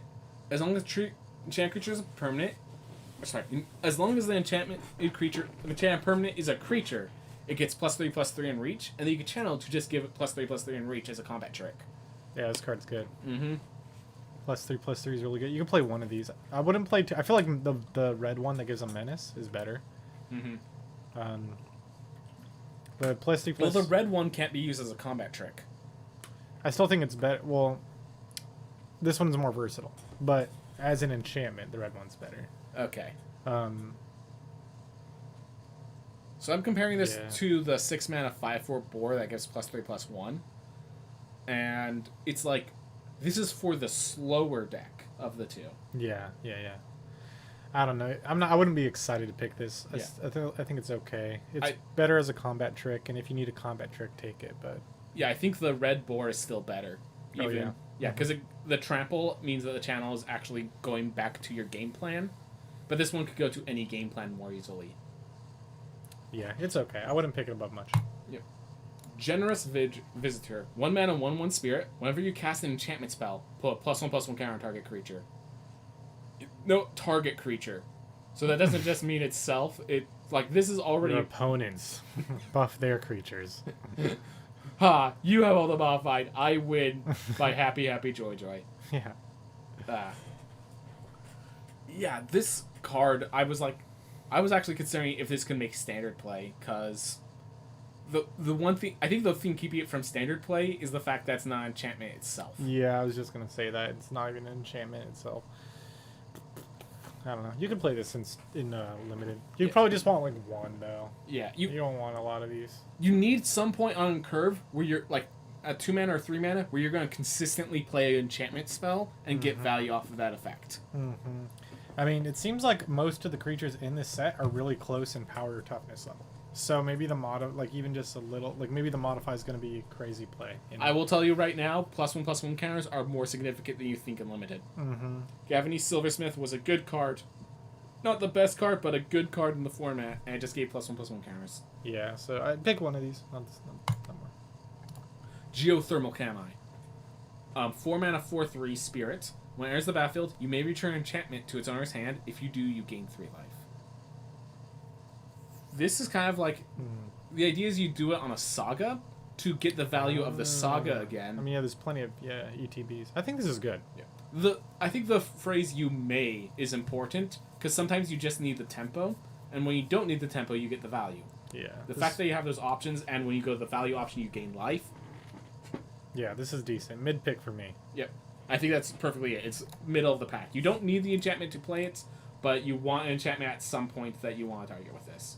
Yeah. Go Shintai of Boundless Vigor. 2 mana, 1/1 Trampler. At the beginning of your end step, you may pay 1. If you do, you put +1/+1 counter on for each shrine you control on target shrine you control. Dude. Yeah, this card's dope. This is just, you're just going to keep ramping the whole game. You just start this out turn 2 or turn 3, and then just tick, tick, tick, tick. So, but you're also putting a lot of mana into something they're going to kill, probably. So if I can show you. Yeah. So, I can't remember its exact name, but it starts with the word Quandrix, and there it will limit us. There's a 3 mana common that was in the set. Quandrix Pledge Mage. So 3 mana 2/2. That then when you cast or copy an instant sorcery spell, you get +1/+1 counter. If you treat this as kind of the same, where it's a 3 mana 2/2, because the first turn you play it for 2, then have the third to pay a 1, and then it gets bigger each turn. Like, this is very similar. Pledge Mage did not have trample, but also wasn't a win condition. This, I think, is just a more safe Pledge Mage as a way to think of it. Okay. In this, and the way you play Pledge Mage is you don't treat it as a 3-drop. You treat it as a card you can play on 3, but you use it like if you play it on turn 3. You're not treating it to help fight the board. You're playing it because you can slow down the board, and this will win you the game eventually. Mm-hmm. Problem is, it comes in late. Well, I guess that's every 2-drop. Doesn't do anything. Yeah, you can't play as a 2-drop. I don't think.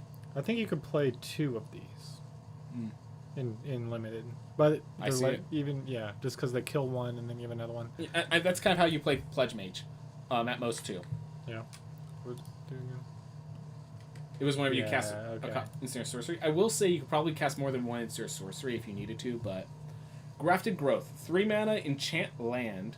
It enters the battlefield, put +1/+1 counter target creature control, and the land now taps for 2 mana of any one color. This is good. I like this card. Some ramp, some modify. I feel like you need the modified deck for this, but in the modified deck, you love it. Yeah.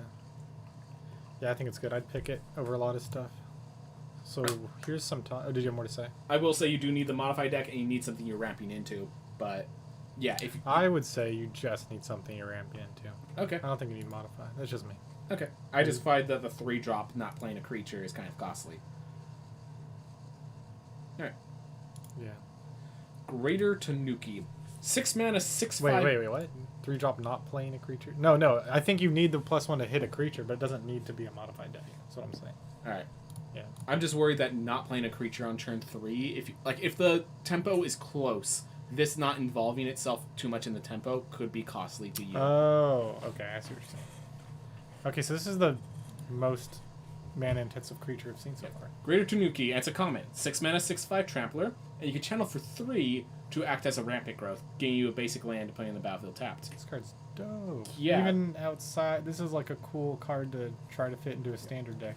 I think if you're a ramp deck, you could probably fit like 3 of these. Yeah, definitely. This is your top end. This is your big boy. Yeah. Yep. Ah. That's okay. Harmonious Emergence. 4 mana, enchant land you control. They need to be clear. You can't do it on your opponents. Enchant land is a 4/5 green spirit creature with vigilance and haste. It's still a land, and if it would be destroyed, instead sacrifice the Harmonious Emergence, and the land gains indestructible. This is way better than the red one. Yeah, so the fact that it has vigilance is absolutely huge, Yeah. because that means you could attack with it and still use it for mana after. 4/5 stats. If it wasn't for the fact that there's just better cards at 4 mana, I'd be considering standard play. Oh, really? Like 4/5 is such a perfect stat block. Vigilance is so huge. All the exile triggers are target non-land permanent or target monocolored, which lands are colorless. So it actually doesn't even get hit by most exile kill spells. And it's a 4/5 for 4. Or a 4/5 haste. 5. Okay. Yeah, if you're playing for 4, you can't interact the first turn it comes into play. Yeah, I guess it is 4/4. Yeah. Depends I think on- this is good. Yeah, this card is really good. I think this is your premium 4-drop for limited. If there is something you could do with enchantments, if enchantments are that important in... No, the enchantments that are that important in standard are 4 mana themselves, so you can't do that. You can't do this in constructed, but in limited, if enchantments matter, like you'll pick this over some rares. Yeah. 4 mana, 4/5 beats a lot of things. Oh, by the way, it's also modified. Oh, It's a modified. It's an immediately modified creature. Heir of the Ancient Fane. 3 mana, 2/3. When it enters the battlefield, it has a +1/+1 counter on it if you control another modified creature. Nice. This is good. You could pick this. I don't think it's insane. It's playable if It's you a samurai don't... Oh, it's a samurai! somehow. Okay. That's good to know in case you happen to be, like, green-white. Yeah. Actually, for green-red, you're going to run into some samurai synergy while getting the modified synergy. Mm-hmm. Yeah, I think you can play this as a 3 mana 2/3 and be like, it's okay. But if you can consistently get a modified creature in time, this is huge. 3 mana 3/4 consistently is sick. Which there's that 2 mana 2/1 that if it can hit in, it gives itself a +1/+1 counter. Yeah, so it's possible. Yeah. If you can make it happen. Yeah, if you can make it happen, that's your common style hype train. That's your curve that wins you the game. Yeah, definitely. Historian's Wisdom. 3 mana, enchant artifact or creature. When it enters the battlefield, if enchant permanent is the creature with the greatest power among creatures on the battlefield, draw a card. As long as enchant permanent is a creature, it gets +2/+1. This is asking to get blown out hard, but if it does it, it's a good enough card. Yeah, I would pick this. I think it's good. I feel like this is better on turn 3 and 4 than it is on like turn 6 or 7 by a long shot. Yeah, the 2/1, you just kind of recycling it at that point. The Yeah, fact I that feel like you should only still play like one of these. So I don't know. Mhm. It seems hard. it seems hard, and if it never enters the battlefield because they killed the creature, you get blown out. Yeah, and this goes. You only draw the card if you put it on the creature you don't want to put it on. Exactly. Basically. It's really weird. Yeah, I don't know. I'd only pick one of those. Invoke the Ancients. This is the green Invoke. 4 green and 1. Sorcery. Create 2 4/5 green spirit creature tokens. For each of them, put your choice of a vigilance counter, a reach counter, or a trample counter on it. I think it's good. I'd pick this in limited. Well, in limited, it's hard to get 4 green, maybe. But I still think it's good. You get 2 4/5s, and you can. It's 8/10 in stats. Yeah, it's insane. This might see standard play. Like, Yeah, this I could see legitimately that. I could see that. could replace Ren and 7 in an already sitting standard deck. Dang. So, I remember telling you FoeCus Chariot is like the 4-drop in any green deck in Standard right now. And notice, it makes a copy of target token you control. So if the general idea is use Ren and 7 to create a copy of that token, but honestly the threat of that is that you get 2 Reachers that block 4/4 flyers that are in the formats. They already block 2 4/4 flyers, and then it's a token for FoeCus Chariot as well. Wait, but the token... The token does not have reach. I do recognize that. Yeah, it doesn't have all the abilities. But it doesn't matter, because it's creating an additional 4/5 with a... Like, this has all the power you need. I think this is good What enough. does Ren's token do?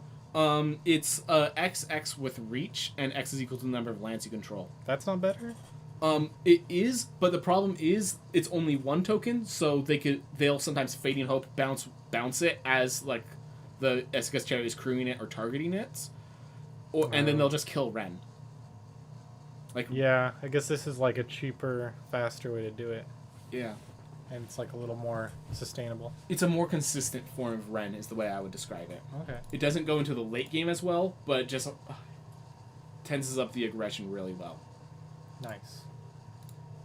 Jukai Preserver. 4 mana 3/3 when it enters the battlefield, put +1/+1 counter on target creature you control. Or you can channel it for 3 to put +1/+1 counter on each of up to 2 target creatures you control. If you're in the modified deck, I think this card's great. I mean, it's actually a 4 mana 4/4 because it says... Yeah. It doesn't say other. So this card's good. I like this card, actually. It's 4 mana 4/4, and it channels to be sometimes... A permanent combat trick, yeah. Yeah.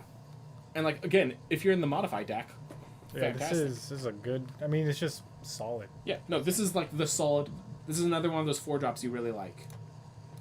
Jukai Trainee. 2 mana 2/2, Samurai Human Bushido Samurai. 1. Bushido 1, yeah. When it attacks or blocks, it gets... When it blocks, it becomes blocked. Okay. It gets +1/+1 till end of turn, which means this is a 2 mana 3/3 when combat rolls around, which is the best stats in that limited can give you, basically. Yeah, this is a good card.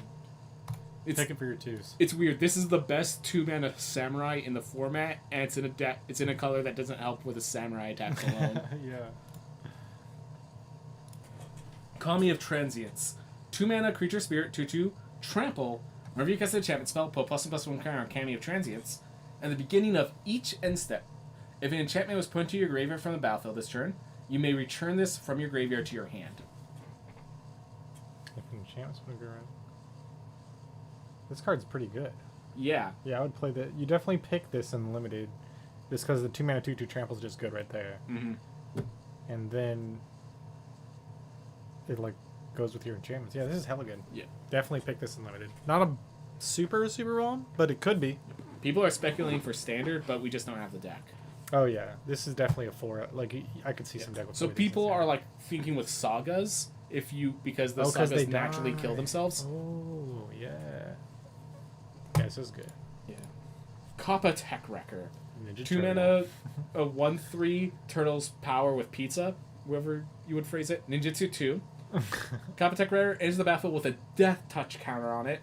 And when it deals combat damage to a player, you may remove the death touch counter from it. And if you do, exile target artifact or enchantment that player controls. Yeah, this card's hella good. Definitely play. You definitely want this in limited. It's a 1/3 death touch is hella good, and then sometimes you get to destroy their cards. Yeah. Also note this is a 2 mana. This is a 2-drop that's auto modified. Auto modified, true.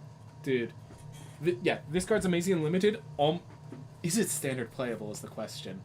I think you need targets for the exiling artifact and enchantments. Yeah, I don't think a 1/3 death touches do anything in standard. Yeah. And is it worth an ninjutsu to exile a thing? I don't know. I feel like... So, one of the interesting things with green ninjutsu is not considered casting a spell, and there's werewolves that like when you don't cast a spell in a turn. Oh, okay. So that's the big question of... But the main problem with that is if you're the werewolf deck, there's actually a better way to deal with artifacts and enchantments. I just wish on the type plane they did Ninja Turtle, even though... Though it's wrong. Yeah. Turtle. Right. Kodama of the West Tree. 3 mana 3/3 with reach. Don't know why it needed reach, but modified creatures you control have trample. And whenever a modified creature you control deals combat damage to a player, search your library for a basic land, put onto the battlefield tapped, and shuffle. Heck yeah. I love that. This is good. I mean, it's obviously hella good in limited. Yeah. Unfortunately, there's like no deck for this in Constructed, but it might make like the decks that would. I think here's the main problem with it in Constructed. Our lands are so like versatile that you'll get decks with like 2 basic lands total. So yeah, I don't know why. Like you need a bunch of modified creatures, and then once you have a bunch of modified creatures that are hitting, all you're getting is land for that. So it's like, what are you really getting to with all this? But it's like, it's a big thing. Yeah, but in Limited, it's a value here. It's 2 text boxes of value, and value's good. Yep. Also, it's a good body. Yeah, 3 mana, 3/3 reach is just good. Right there. Kura, the Boundless Sky. 5 mana, 4/4. Flying Death Touch. And it's a dragon spirit. When it dies, you either search your library for 3 land cards, reveal them, and put them into your hand. Not basic. That's what. Thank you. Or you can create an XX green spirit creature token where X is the number of lands you control. I like this card. I love, just like the last one, I just love cards that just put a ton of mana into play for no reason. And a Death Touch. I was so excited with this card before I realized how much exiles in Standard. Oh, because you want to do some I standard was stuff. so excited for this card. I just want to show you a simple card you can tutor out with that effect that's in Standard right now. And it's 5 mana there. You need 6 mana to have its ability to make all your lands tap for all colors. Oh, and then you put all the god cards into play. I'm not even looking at that. This says I'm a green deck. I play this here, and now I'm a Wooburg deck. I can play all 5 color deck as long as green's in it and this card's in it. Yeah. Because you just get 5 lands. Yep. So I was hopeful. And then 4/4 Flying Death Touch is not bad at all. It trades with all those threats. Sure, it doesn't kill them, but trades with all of them guaranteed. Bomb and Limited, in case anyone didn't realize. Oh yeah, all the Dragon Spirits are absolute bombs in Limited. Yeah. March of Burgeoning Life. This is our last March. Green and X may exile any number of green cards to reduce its cost by 2. Choose target creature with mana value less than X. Search your library for a creature card with the same name as that creature. Put on the battlefield tapped and then shuffle. Choose turn. I think because it needs to be a creature with the same name, this doesn't see any limited play. Yeah, Limited. Yeah, this is terrible. So Constructed, I needed to think through this like 3 different times before I had a proper analysis. Because the first thing you need to know is this is going to cost you 2 more than the creature itself. But because it's green, less. then less than. So I'm like, but if you exile another card in your hand, it's therefore equal. But if in that case where it's equal, you have to have had the creature already in play that you want to fetch, and you like are okay with losing 2 cards for that. Yeah, true. What cards would this be good with? And this is where I was thinking about, because I realized that might be good enough with cards like Brutal Cathar, which like has a great enter the battlefield trigger. But like that's white, but it is a very powerful theme. It's a exiles target creature that This battlefield transforms. Whoa! Yeah. So every time it transforms, you get something too. Yep. So this is a very powerful card. Getting another one of those is good. Yeah. If we're going just straight green, Werewolf Pack Leader. Werewolf Pack Leader into Werewolf Pack Leader is the strongest start. One of the strongest starts the deck has, because they both they help each other trigger the pack tactics. In that case, you're perfectly fine losing a card to get card advantage. Yeah. Yeah, this is really good for some like really aggressive starts. Apparently, this is also a combo in Modern or something. A friend of mine who plays Modern said that. I have no idea what that combo is, but I trust them. This card, it's like you can't just play it in any deck, but the more I think this actually is good. Another way I think about it is the card Flash, because it's an instant speed card. If you kind of treat it as the new Flash, like that card you exiling is the card that's being brought back, that is being flashed in, then in this way it's an instant speed bring a creature out. Yeah. It can't block, but that's just to make sure it's fair. Wait, what? Oh, it comes into play tapped. Yeah. Oh, okay. But end of turn to get a copy of something. So like I need to see the deck that wants this. The werewolf deck kind of wants it, but I'm not sure if they have space for it. Is the main issue. Good card. just don't know how to For use standard. it. Yeah. Master's Rebuke. 2 mana instant. Target creature you control deals damage equal to its power. Target creature or planeswalker you don't control. Instant speed. To its power, target creature or planeswalker you don't. Yeah, this is good. This is hella good. It's a better fight card. I like how they started doing fight in green for a while, but now it's just power to creature. It's the two ways that green kills creatures is with fight and this effect. And Definitely play this in your green deck. This is good. yep, this is a 2 mana removal in your green deck. Orochi Merge Keeper. 2 mana 1/1, Snake Druid, taps to add a green, and as long as it's modified, it taps to add 2 green. Gives lots of mana ramp in green. Mm-hmm. I don't know. It seems okay, but Yeah, it just... I don't know. I don't think you'd really want a lot of these. Yeah, it's not Llanowar Elves. It costs 2 mana instead of 1 mana is twice the cost, guys. Mm-hmm. Roaring Earth. 2 mana enchantment. Whenever a land enters the battlefield that you control, put a +1/+1 counter on target creature or vehicle you control. Or channel for 2 and X, discard this, put X +1/+1 counters on target land, and becomes a 0/0 green spirit creature token with haste. It's still a land. Wait, what? Oh, whenever a land. Oh, I see. That seems pretty good. Yeah, I think just the 2 mana effect, if you get this early on, is pretty impressive. Like, this can be your 3-drop, where you play this on turn 3, you tap 2, play this, and then just a land. Yeah, you could pick this unlimited, like one of, probably. I think it could be 2 of, because in the late game, if you draw this in the late game, it just channels into a big land creature. Yeah. Like, in a way, this is see that what you're argument. ramping into, because it's an X spell. Ooh, true. Yeah, good card. Yeah, I think this is really good. Season of Renewal. 3 mana instant. Choose one or both. Return a creature card from your graveyard to your hand. Return an enchantment card from your graveyard to your hand. Nice. I was going to say, think of this as divination, and then I realized it's its speed. Yeah.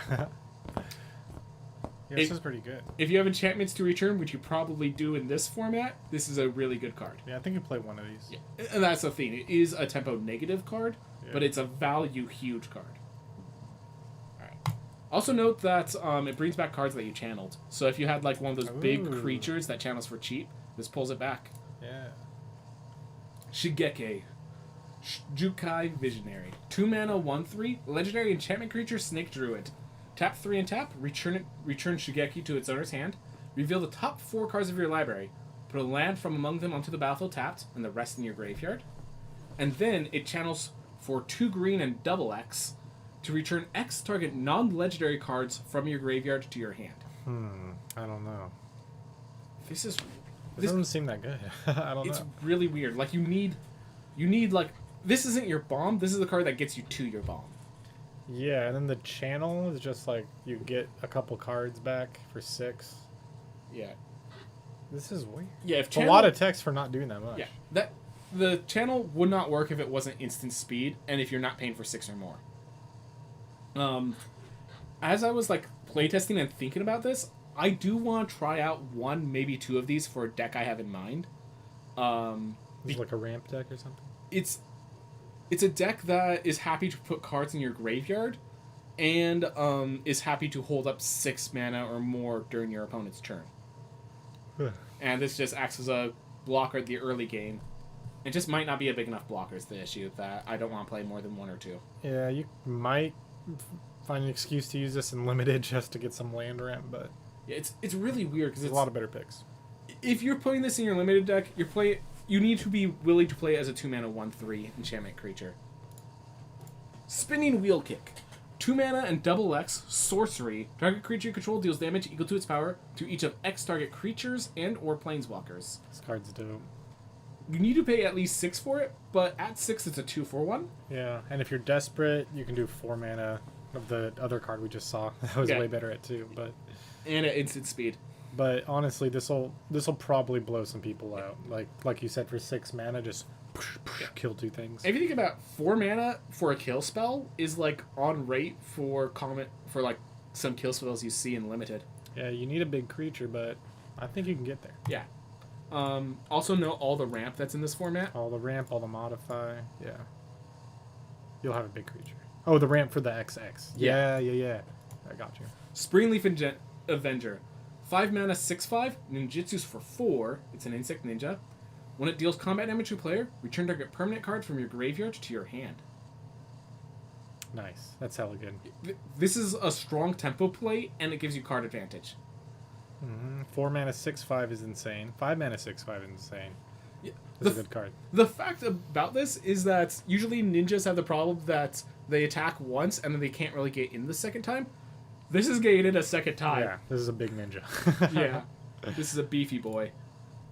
And then every time it gets in, it's giving you card advantage. That could just close out games. I think this is a bomb. I think this just closes out some games. Yeah, it's a permanent card. Yeah.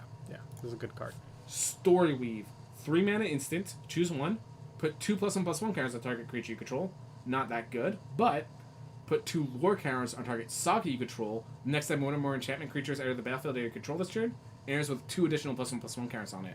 Nice. So this, like, the problem with a lot of our sagas was it's too slow. I don't see how you play it. This finishes off a saga and makes it bigger at instant speed. Yeah, that's cool. Oh, instance. You can just flip it over. Yeah. It's a surprise blocker. So does it still get... Like, if you play this on a... Because if you play this on a saga that you just put in that turn, does it still get the second effect? Yes. It goes through each of those saga counters. Okay, cool. Nice. Yeah, this is a good card. Yeah. Well, good with... I mean, I guess even the first effect's pretty good. Good with sagas. Yeah. You either need Modify to be good enough that the first effect's good, or you need enough sagas that you're going to hit it. I don't think you really want... this isn't good unless you have sagas, actually, unlimited. And what's scary about this is there might be a saga that, because of this card, is good. I wouldn't know how... I wouldn't be able to see it until it's too late and it beats me in Standard. Yeah, definitely. There might be a saga that's good enough for Story Weave. I just don't know which one it would be. Because I never evaluated them with Story Weave in mind. Tamio's Safekeeping. 1 mana instant. Target permanent you control gains hexproof and indestructible until you turn, and you gain 2 life. That's good. This might see standard play. That's hella good. It is competing with Snakeskin Veil, but the target permanent matters a lot in stopping and being better than Snakeskin Veil. Hexproof and indestructible. Yeah, this is hella good. This will blow people out. Won't blow people out. It will stop you from getting blown out. Yeah, it'll stop you from getting blown out. It's which is really basically good a combat blowout. Yeah, 1 mana combat tricks are hella good. Oh my gosh, I didn't even realize. Yeah, you could just use it to give a creature indestructible. It's a combat trick. You're 3/2 for their 3/2 boom. No. Wow. Now that you bring that up, okay, I see why Tamio's Safekeeping is seen as much hype as it is. It's hella good. It's got hexproof too. Yeah. So. I thought people were saying because of it's a permanent, it became better than the Snakeskin Veil, but I didn't even think about indestructible mid-combat. Does Snakeskin Veil not give indestructible? Hexproof and +1/+1 counter. Yeah, no, this is sick. Weaver of Harmony. So this is the one for the enchantment decks. Ah, yes. 2 mana, 2/2, enchantment creature, Snake Druid. Other enchantment creatures you control get +1/+1. And tap 1 and tap. Copy target activated or triggered ability you control from an enchantment source. You may choose new targets for the copy. So that's saga abilities, right? That sagas are triggered. Yep. What else? Yeah. The Roiling Earth, whenever you get +1/+1. That enter the battlefield. Yes. Greater Tanooki's Channel, that would consider... channel counts? That's an activated ability. That's a triggered ability. Nice. Like, it's literally any ability, basically. Yeah, I was going to say, what is not an activated or triggered ability? Yeah, and that's casting a spell. That's the only one. Yeah. So, this is the... Like, we were talking about all those other enchantment creatures that help stuff. Because this is an enchantment itself, because that's such a huge effect, this is the one that sees constructed play. Simple enough. Turn 5, this plus Binding of the Old Gods. And that is constructed worthy. I hope I got this perfectly, and there wasn't like a "the" that's missing or something like that. Oof. Binding Old God. Binding the Old Gods. Got it. Okay. First trigger, destroy target non-land permanents. So so it's a 5 mana double kill spell. Then it's a double ramp. The third ability never mattered, though. Creature control just getting double death touch. Doesn't do anything. But yeah, Weaver of Harmony, see standard play. 2 mana 2/2 for constructed, or 2 mana 2/2 for limited. Limited, definitely. Yeah. Definitely pick this and build your deck around it. Just do it. I think, fun. Yeah, I was gonna say it's gonna be good, but you don't even need to build your deck around it to be happy to have it in your deck. Yeah, yeah. Web Spinner Cuff. 3 mana, 1/4 equipment spider with reach. Equipped creature gets +1/+4. It has reach. Reconfigure for 4. I feel like this is better for the other like all the green cards seem to have reach and high toughness in this set. Yeah, no. So this is good for the other cards in your deck, the non-green. Yeah, green is like, hey, you have flight? No, you don't. Yeah, seriously. I just wanted to compare this to, I think it's called Burdenmire. Burdenmire was a card that I would get 3 of in my deck, and it would just stop some decks dead in their tracks, and they would win games later. Nice. Just a 3 mana 1/4 with reach is good enough. And then like having the ability to get bigger is awesome. And the way this gets bigger is by reconfiguring. Yep. They knew that this needed to be uncommon because it's too good of an effect in limited. And that is great. Alright, what's next? That would be multicolored. Boom. Alright. Do you want to take a break or you just want to get to it? Let's just get to it. Unless you want to take a break. Let's get to it. I'm going to drink some water and then that's my break. Just 10 seconds.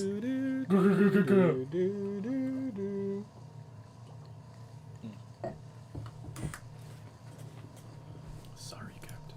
Multicolored. Sorry, Captain. Boros colors. Red, white, and 3. 4/3 with haste. When a samurai or warrior you control attacks alone, it gets +1/+0 until after for each samurai or warrior you control. This is your, hey, my attack alone triggers are always going to kill one of your creatures. Yeah. Got it? Yeah, this is good. Yep. This is a top end for that deck, I think. Yeah, but a 5 mana 4/3 haste is not that good.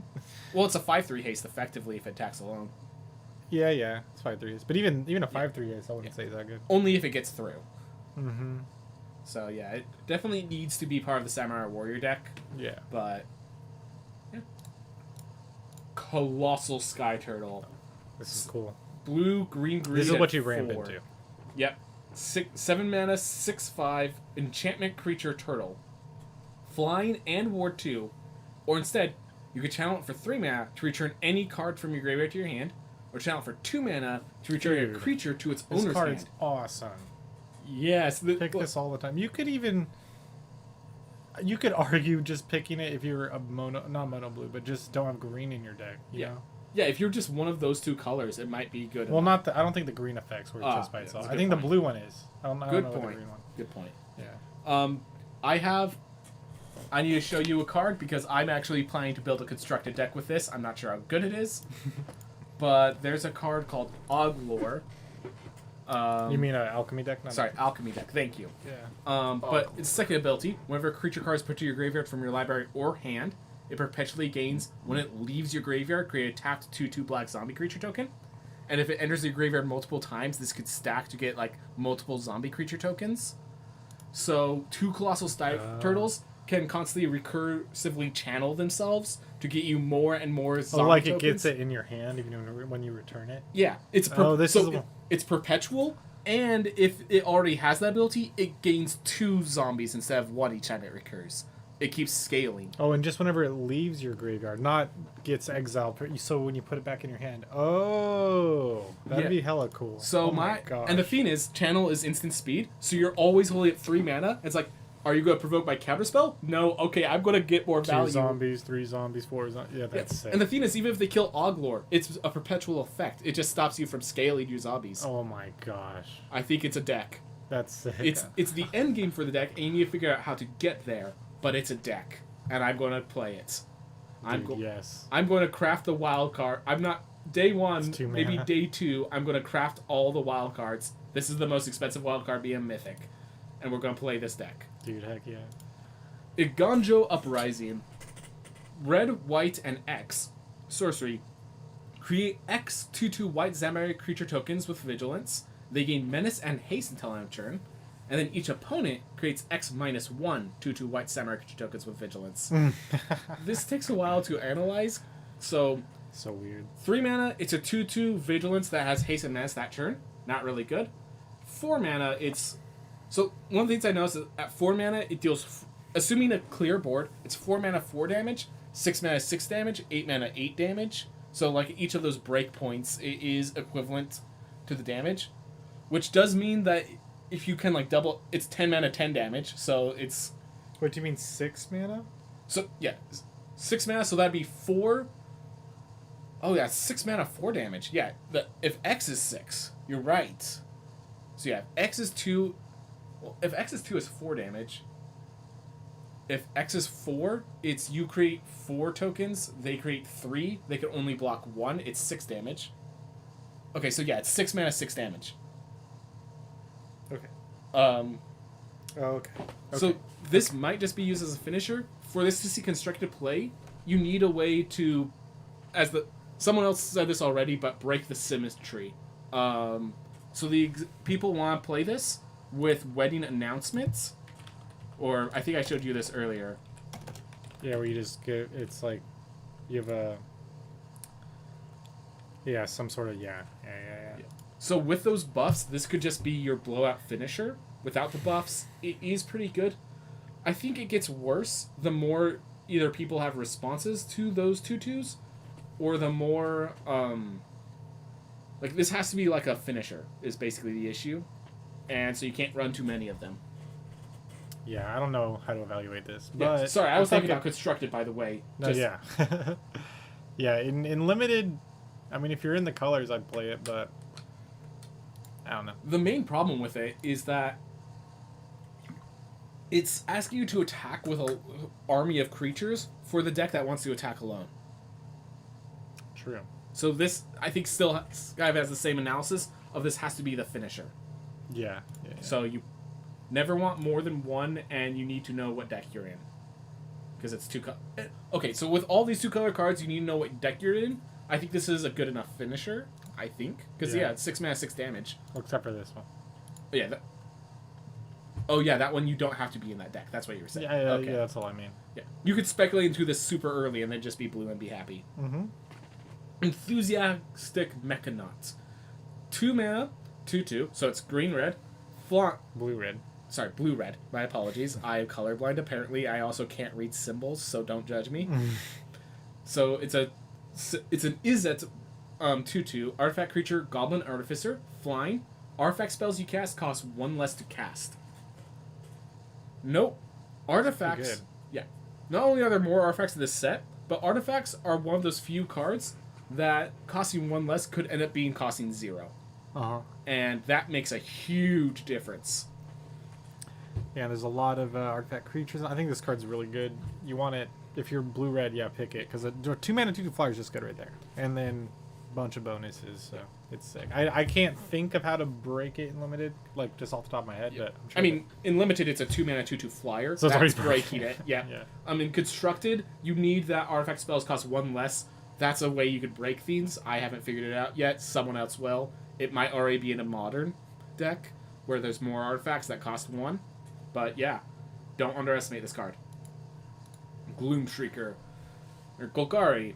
Green, black, and 1. 3 mana, 2/1. Enchantment creature, cat beast. It has Menace, so it's a 3 mana, 2/1 with Menace. And then when it enters the battlefield, you return target permanent card from your graveyard to your hand, and when it dies, you exile it instead. So this is just a 3 mana, 2/1 Menace that gives card advantage. Yeah. This is, what's that card? Eternal Witness, but, like, not broken. That's Yeah, why, exactly. That's why they make it exile. Yeah, itself. Eternal Witness didn't exile itself, and it saw constructed play for the raw reasons. Yeah, because it was broken. Yeah, this is a good card. Yeah. Definitely pick it. 2/1 Menace, and you get something. Yep.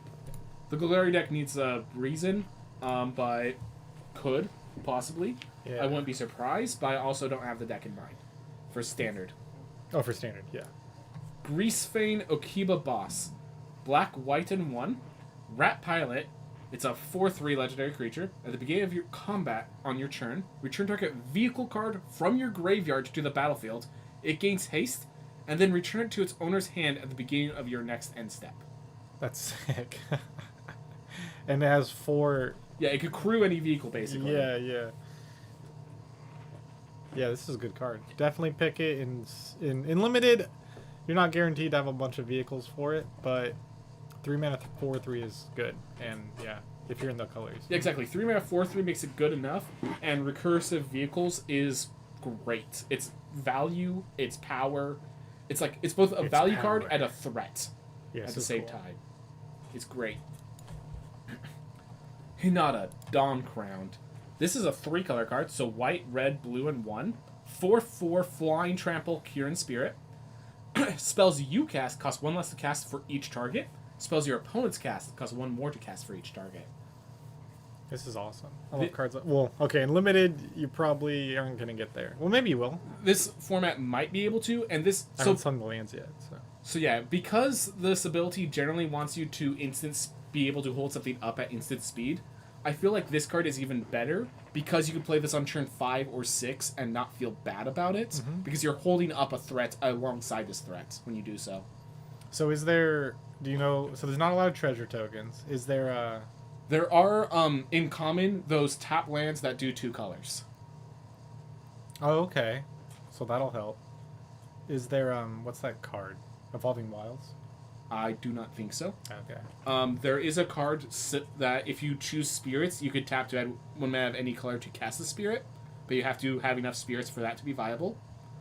But I think because you can play this on 5 or 6 mana and not be dismayed, I think that actually still makes this playable in limited. Yeah.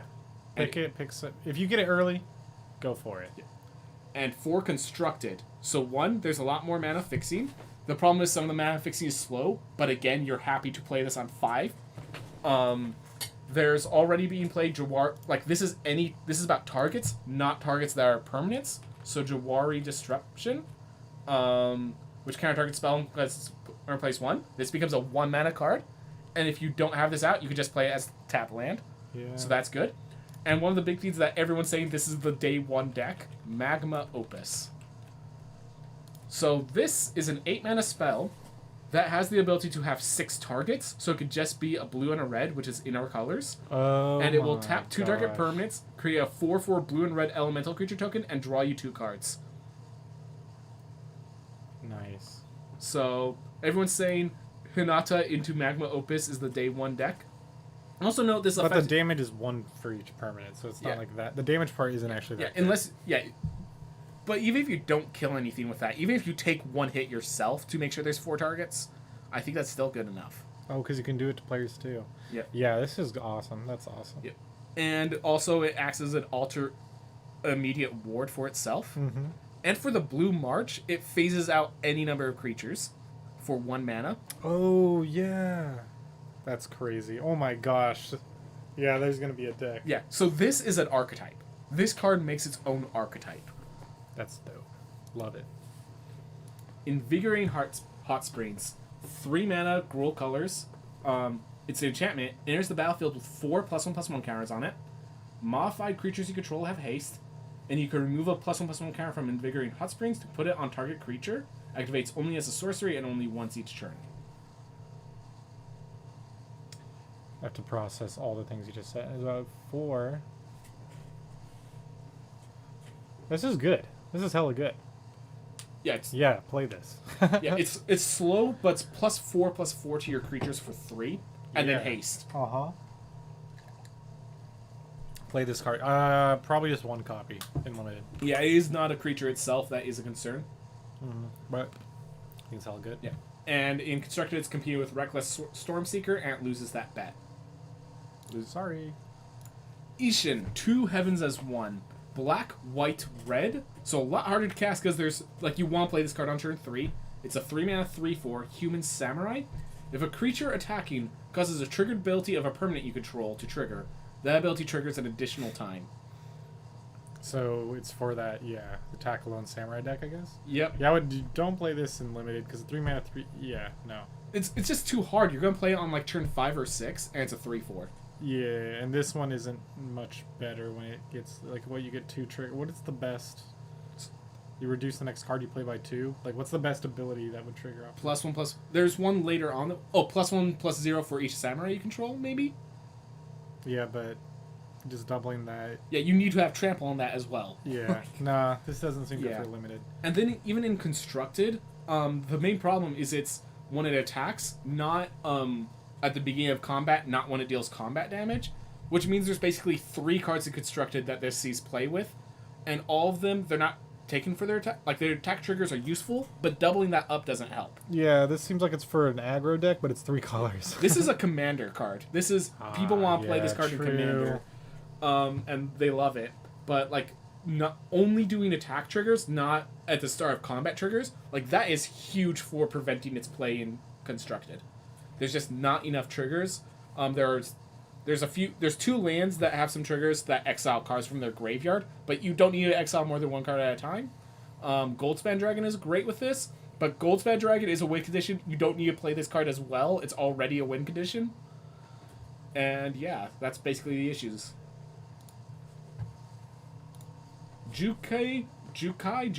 I said Jukai. That's what I think. Alright, Jukai Naturalist. That had to have come up today, and I still haven't noticed. Alright. Green-white, 2/2, enchantment creature, lifelink. Enchantment spells you cast cost 1 less to cast. Seems pretty good. I mean, okay, in green, there's a ton of enchantment creatures. I mean, it's a 2/2 lifelink for 2, that's good. Yeah, exactly. Like, if you could play this card, it's a good card. Yeah, definitely play it in limited if you have the colors. And I don't know if it'll blow anything out, but it's good. In Constructed, there are actually a lot of...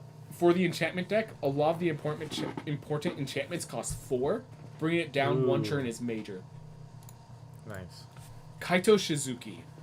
3 mana, black and blue. 3 loyalty, Planeswalker. At the beginning of your end step, if this entered the battlefield this turn, it phases out. Yeah. So the first turn, it basically protects itself. It can't get attacked. Yeah. It's +1. Draw a card, then discard a card unless you attack this turn. So if you attack, it's drawing. It's just a +1 draw a card. -2, create a 1/1 blue ninja creature token with this creature can't be blocked. Yo. And -7, if you manage to get there somehow, you get an emblem with whenever a creature you control deals combat damage to a player, search your library for a blue or black creature card, put it on the battlefield, and shuffle. Yeah, I mean, this isn't like as insane as a lot of Planeswalkers in limited, but still good in limited. Definitely pick it. The thing is, this card triggers itself. It's a 3 mana 1/1 that can't be blocked, and then it draws a card the next turn and forces them to attack into that guy over there. Yeah. Yeah. Yep. That's a good way to put it. Otherwise, if you're already aggressive, this is also a 3 mana divination that gives you a 5/5 that must be dealt with, or 5 loyalty Planeswalker. Yeah. The -7 means nothing. Yeah, you're not. That's not worth it. What's hilarious is the one constructed deck that I could think of that actually is that would be a way to fetch out the Hullbreaker Horrors that would be in the deck, but I don't think you play it for that. It's weird because all the first abilities have to do with a bunch of little creatures, and then The -7 asks you to have a really big creature. Yeah. So the 2 rares the 2 high level cards that make the ninja deck in constructed actually care about how big your creatures are. This one and Sorturu Umezawa both have a trigger for big creatures specifically. So that's why it's in there. But yeah, this one's not getting to 7 loyalty anyways. Nope. Non-limited. Kotose, the Silent Spider. 5 mana 4/4, legendary human ninja. When it enters the battlefield, exile a target card other than a basic land from an opponent's graveyard. Search their graveyard, hand, and library for any number of cards with the same name as that card and exile them. Then that player shuffles. For as long as you control Kotose, you may play one of the exiled cards, and you may spend mana as though it were mana of any color to cast it. Basically, everyone's great switch was same name. So it takes a card from the graveyard and basically puts it in your hand, is the main effect. And you kill all the other ones like that. Yep. Which is... I don't think that's enough. I feel like if you need that effect in Constructed, it's too late by the time you get to turn 5. Yeah. But... This seems like... Well, it wouldn't even work in Commander. I mean, it would work in Commander, but like... Yeah. And then Unlimited... I mean, it's a 5 mana 4/4 that gets you something. It's good in limited. Yeah. It's a 5 mana 4/4 draw card. As we said, you can't have too many of those. You kind of select. Yeah, you select the card you draw. That is a good point. Yeah. Yeah. Pick it in limited, sure. Do you have more to say? I will note that if you end up exiling cards from their hand, they're just down cards. They don't get a draw to recover it. So if you somehow know their hand, that could be very powerful. Mm-hmm. But that involves a lot going right, and yeah, just a 5 mana 4/4. There's also, if you can ninjutsu this back into your hand, I was just gonna say you that. can get multiple cards, but... Yep. Naomi, Pillar of Order. Orzhov, 5 mana 4/4. Whenever it enters the battlefield or attacks, if you control an artifact and an enchantment, create a 2/2 white samurai creature token with vigilance. I guess it's uncommon. You could play this in a limited deck. I could see in limited this being... But even if you get the effect, it doesn't seem that insane. I mean, it's a 5 mana 6/6, but spread out in a really weird way. I guess it technically becomes a 5 mana 8/8 when it attacks, but then you're sacrificing this a lot of times when it attacks. Yeah. You need like a combat trick to make sure this can keep going in, and I'm not sure Black-White really likes to run combat tricks. Yeah, I don't know. It's okay. Yeah, it's weird. You're not going to be disappointed playing it if you can get Trigger, but yeah. Exactly. Is the best response. Oni Cult Anvil, Rakdos, 2 mana, artifact. Whenever one or more artifacts you control leave the battlefield during your turn, create a 1/1 colorless construct artifact creature token. This ability triggers only once each turn, and you can tap to sacrifice the artifact. Oni Cult Anvil deals 1 damage to each opponent, and you gain 1 life. What colorless construct? To each opponent, gain 1 life. This is pretty good. Like, if you just have random... those like, there are some artifacts in red that we saw that like to be sacrificed. Mm-hmm. Or just sacrifice cards anyways. This gets you 1... And the tokens that it creates count, because, like, they Side still go to effects. the graveyard. Yeah. Yep. Yeah, this is good. This is a sick card. I would play 1 in limited just to... So, even if the 1/1s weren't artifact creature tokens, if either of the following text was removed, if once each turn was removed, or the sacrifice of artifact didn't involve tapping the only Cult Anvil, this card would be a constructed, like, a new deck. It would be insane. Yeah, because if you could That's sacrifice a different card, yeah. though, but yeah. Yeah, fair enough. It is suddenly unlimited in one aspect. If it's unlimited in one aspect, it just breaks the game wide open. Yeah. If you have enough artifacts, you could play this. I don't even think you need that many. You just need some that like to be sacrificed. Yeah. Prodigy's Prototype. 3 mana, Azorius colors. 3/4 artifact vehicle. Whenever one or more vehicles you control attack, create a 1/1 colorless pilot creature token that crews for 3. Crew 2. This is pretty good. You need a lot of vehicles, though. I don't know. You don't really need to pick this in standard. Or not standard, limited. It's a 3 mana, 3/4 vehicle. It's okay. If you have other vehicles, it's way better. Obviously. I think the thing you have to look at this is that it creates 1/1 tokens, not that makes 1/1 crewing tokens. Yeah. So if the 3 mana 3/4 can attack in more than once, it's starting to crew like 4, 5, 5, 6 in stats. But you have to actually be able to accrue that value. Yeah.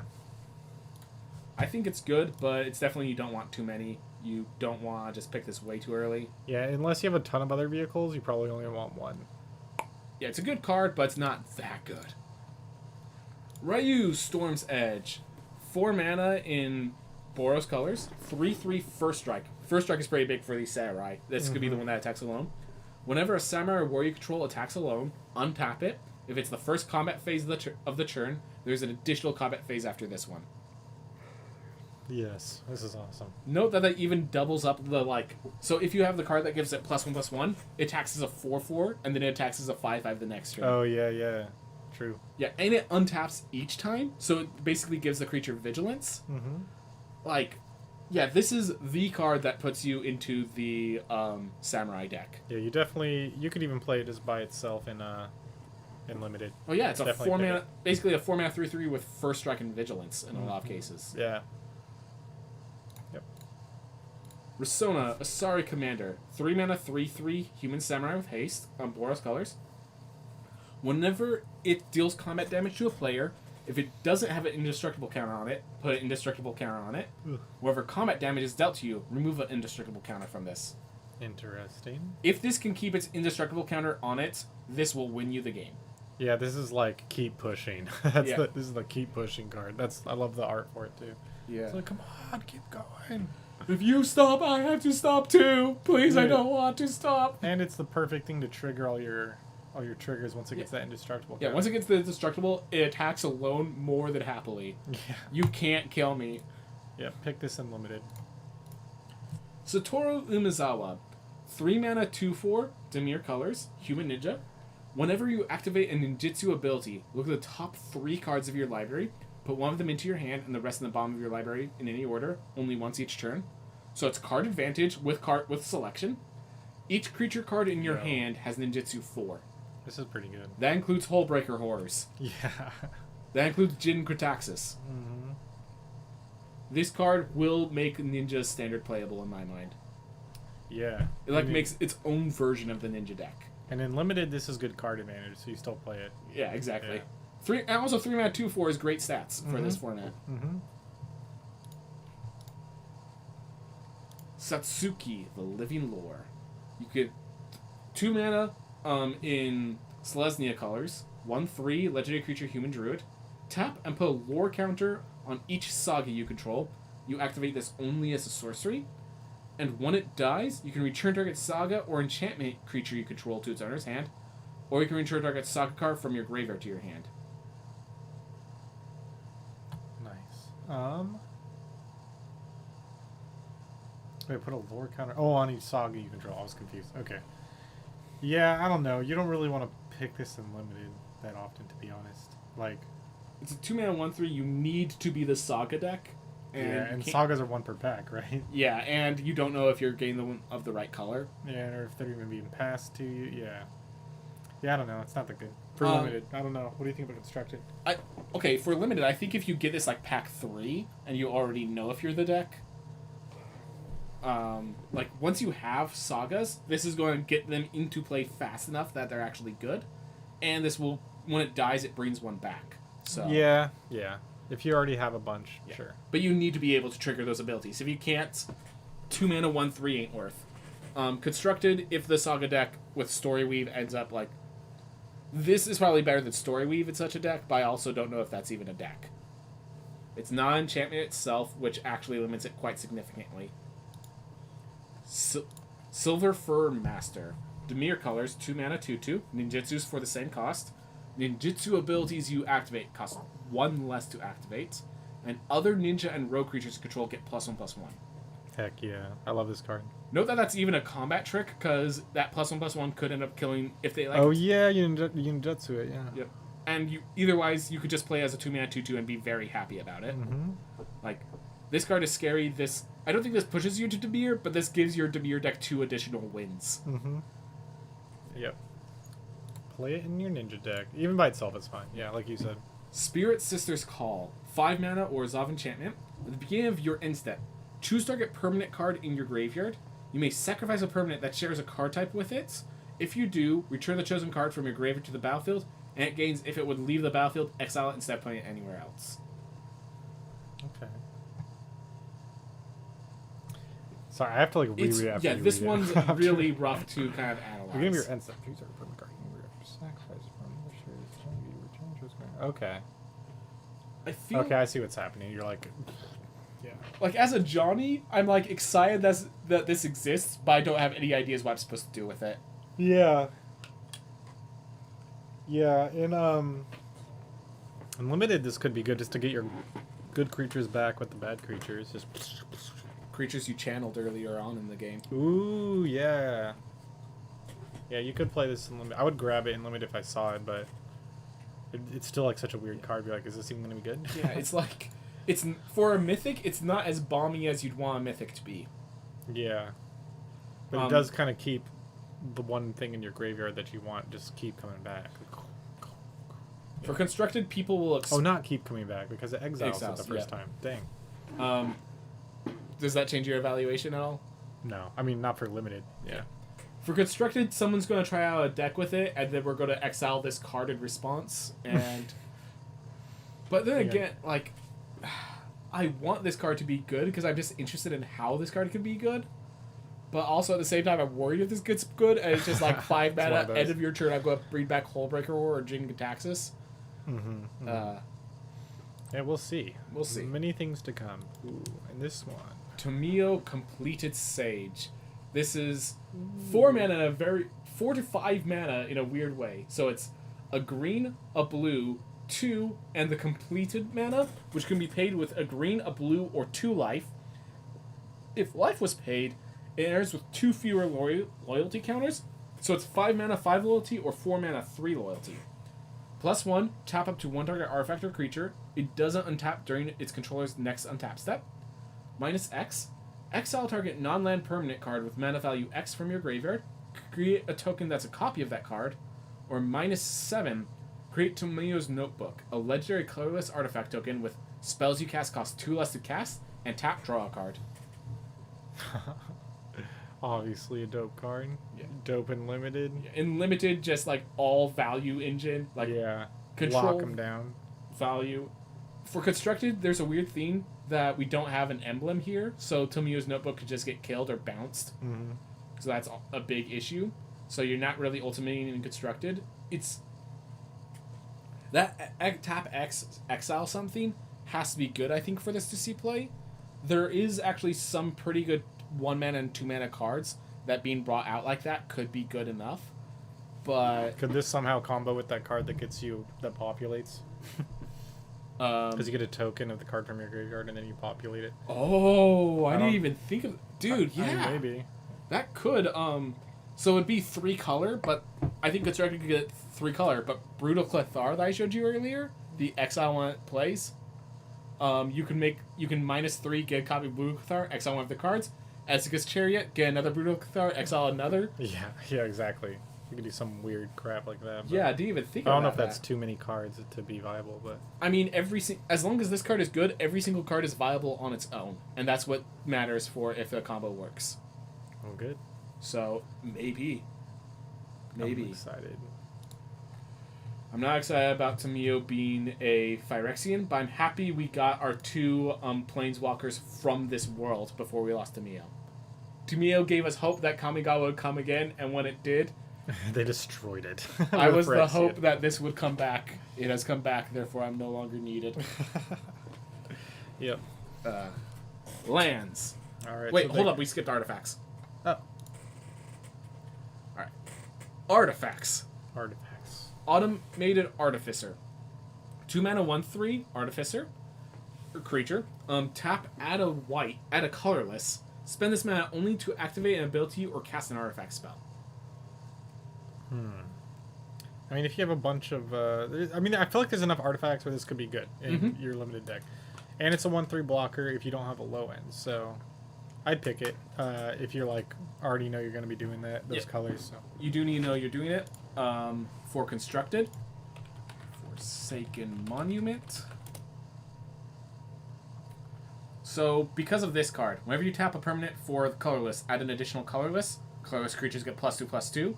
Whenever you cast a colorless spell, you get, like... ooh. This card, basically, the reason this card isn't good yet is because there's not enough support. This is part of the support that it needs. I'm going to say that the Forsaken Monument deck sees play in this set. This is one of the cards that will be in that What deck. are you ramping to with the extra mana? There's a few X spells. You don't even need that. You literally just use it because you're gaining life and every creature is a bigger threat. Double Anthemed. Okay. And then you can just play every card you draw. And so you're not ramping, you just gain cards that draw you cards and that just... You're just powerful. Yeah, exactly. You're just powerful. That's cool. Bronze Cudgels. This, I was thinking if this is the route card, I'm just like, no, it's still too inefficient. But, yeah, 1 mana, artifact equipment, equips only for 1, so it's pretty cheap there. But its ability, tap 2. Until end of turn, equipped creature gets +X/+0, where X is the number of times this ability has resolved this turn. So, 2 mana for +1/+0, 4 mana for +3/+0, 6 mana for +6/+0, 8 mana for +10/+0. Yeah. Yeah. That's okay. I don't know. Like, you have to spend so much mana, it's not saving the creature, it's just letting it kill something. It has to get through, you have to equip it so they know it's coming. Yeah, I mean, it's 1 mana, 1 equip. I wouldn't be excited to take this unlimited. In the Forsaken Monument deck, I even decided with like 20 mana, this still probably doesn't make it, because you can't get this creature through anyways. Even with the maximum overdrive. Brute Suit. I love that name.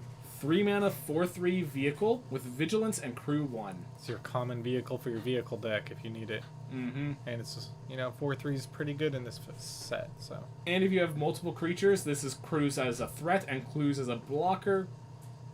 Good card. Good card. Circuit Mender. Oh, by the way, if we don't talk about standard, that's because we're not talking about standard. We're just talking about limited, alright? Yeah, that card doesn't go in standard. Nope. Circuit Mender. 3 mana, 2/3, artifact creature, insect. When it enters the battlefield, you gain 2 life. When it leaves the battlefield, draw a card. Not when it dies, when it leaves the battlefield. Ooh. That's very important. That is a good thing to notice. I like this card. I would pick it in limited if I didn't have anything else, you know? Gives you a card, replaces itself as an artifact. It's weird how many of these cards feel like artifact cards that go in artifact sets and cards that go in enchantment sets, and they just blend it really well. Yep. There it is. Hey. So this is the same card, except it has to die and it has 1 less health. And it was great in limited. Yeah. And in constructed, it almost got there, but didn't, just barely didn't. We now have Forsaken Monuments, and that leaves the battlefield, meets it, avoids exile triggers, which are prominent. Gonna make a standard? Yep. Could be. And also, that deck faces Vanishing Verse, which it has to deal mana card. It can't exile this. Vanishing Verse doesn't help against this deck. Yeah. But this looks cuter, so. This definitely looks cuter. No denying that. Wait, a cute insect? Okay, I'm not saying it's not cute. Fair enough, fair enough. It's a 3 out of 5 versus a 5 out of 5. I'll Yeah. accept it. Containment Construct. 2 mana, 2/1 construct. Whenever you discard a card, you may exile that card from your graveyard. If you do, you may play that card this turn. So card, you can play that card. Oh, so like for channel and stuff? Yeah, so you can channel it and then still play it. 2 mana, 2/1. Yeah, I mean, it's okay.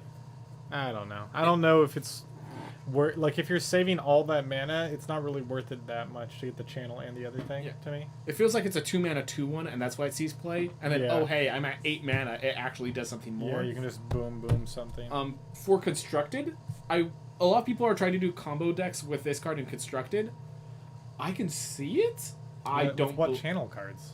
There's a few cards that just naturally cause you to discard cards to effects, and so this allows you to play them real fast. I mean, okay, I can see this being good with that one samurai that you 2 mana channel discard it, you know, and then 1 mana play it, and then it comes back to your hand, and then you kind of just have a draw. Oh, like a weird draw attack engine, you know what I mean? That could be cool.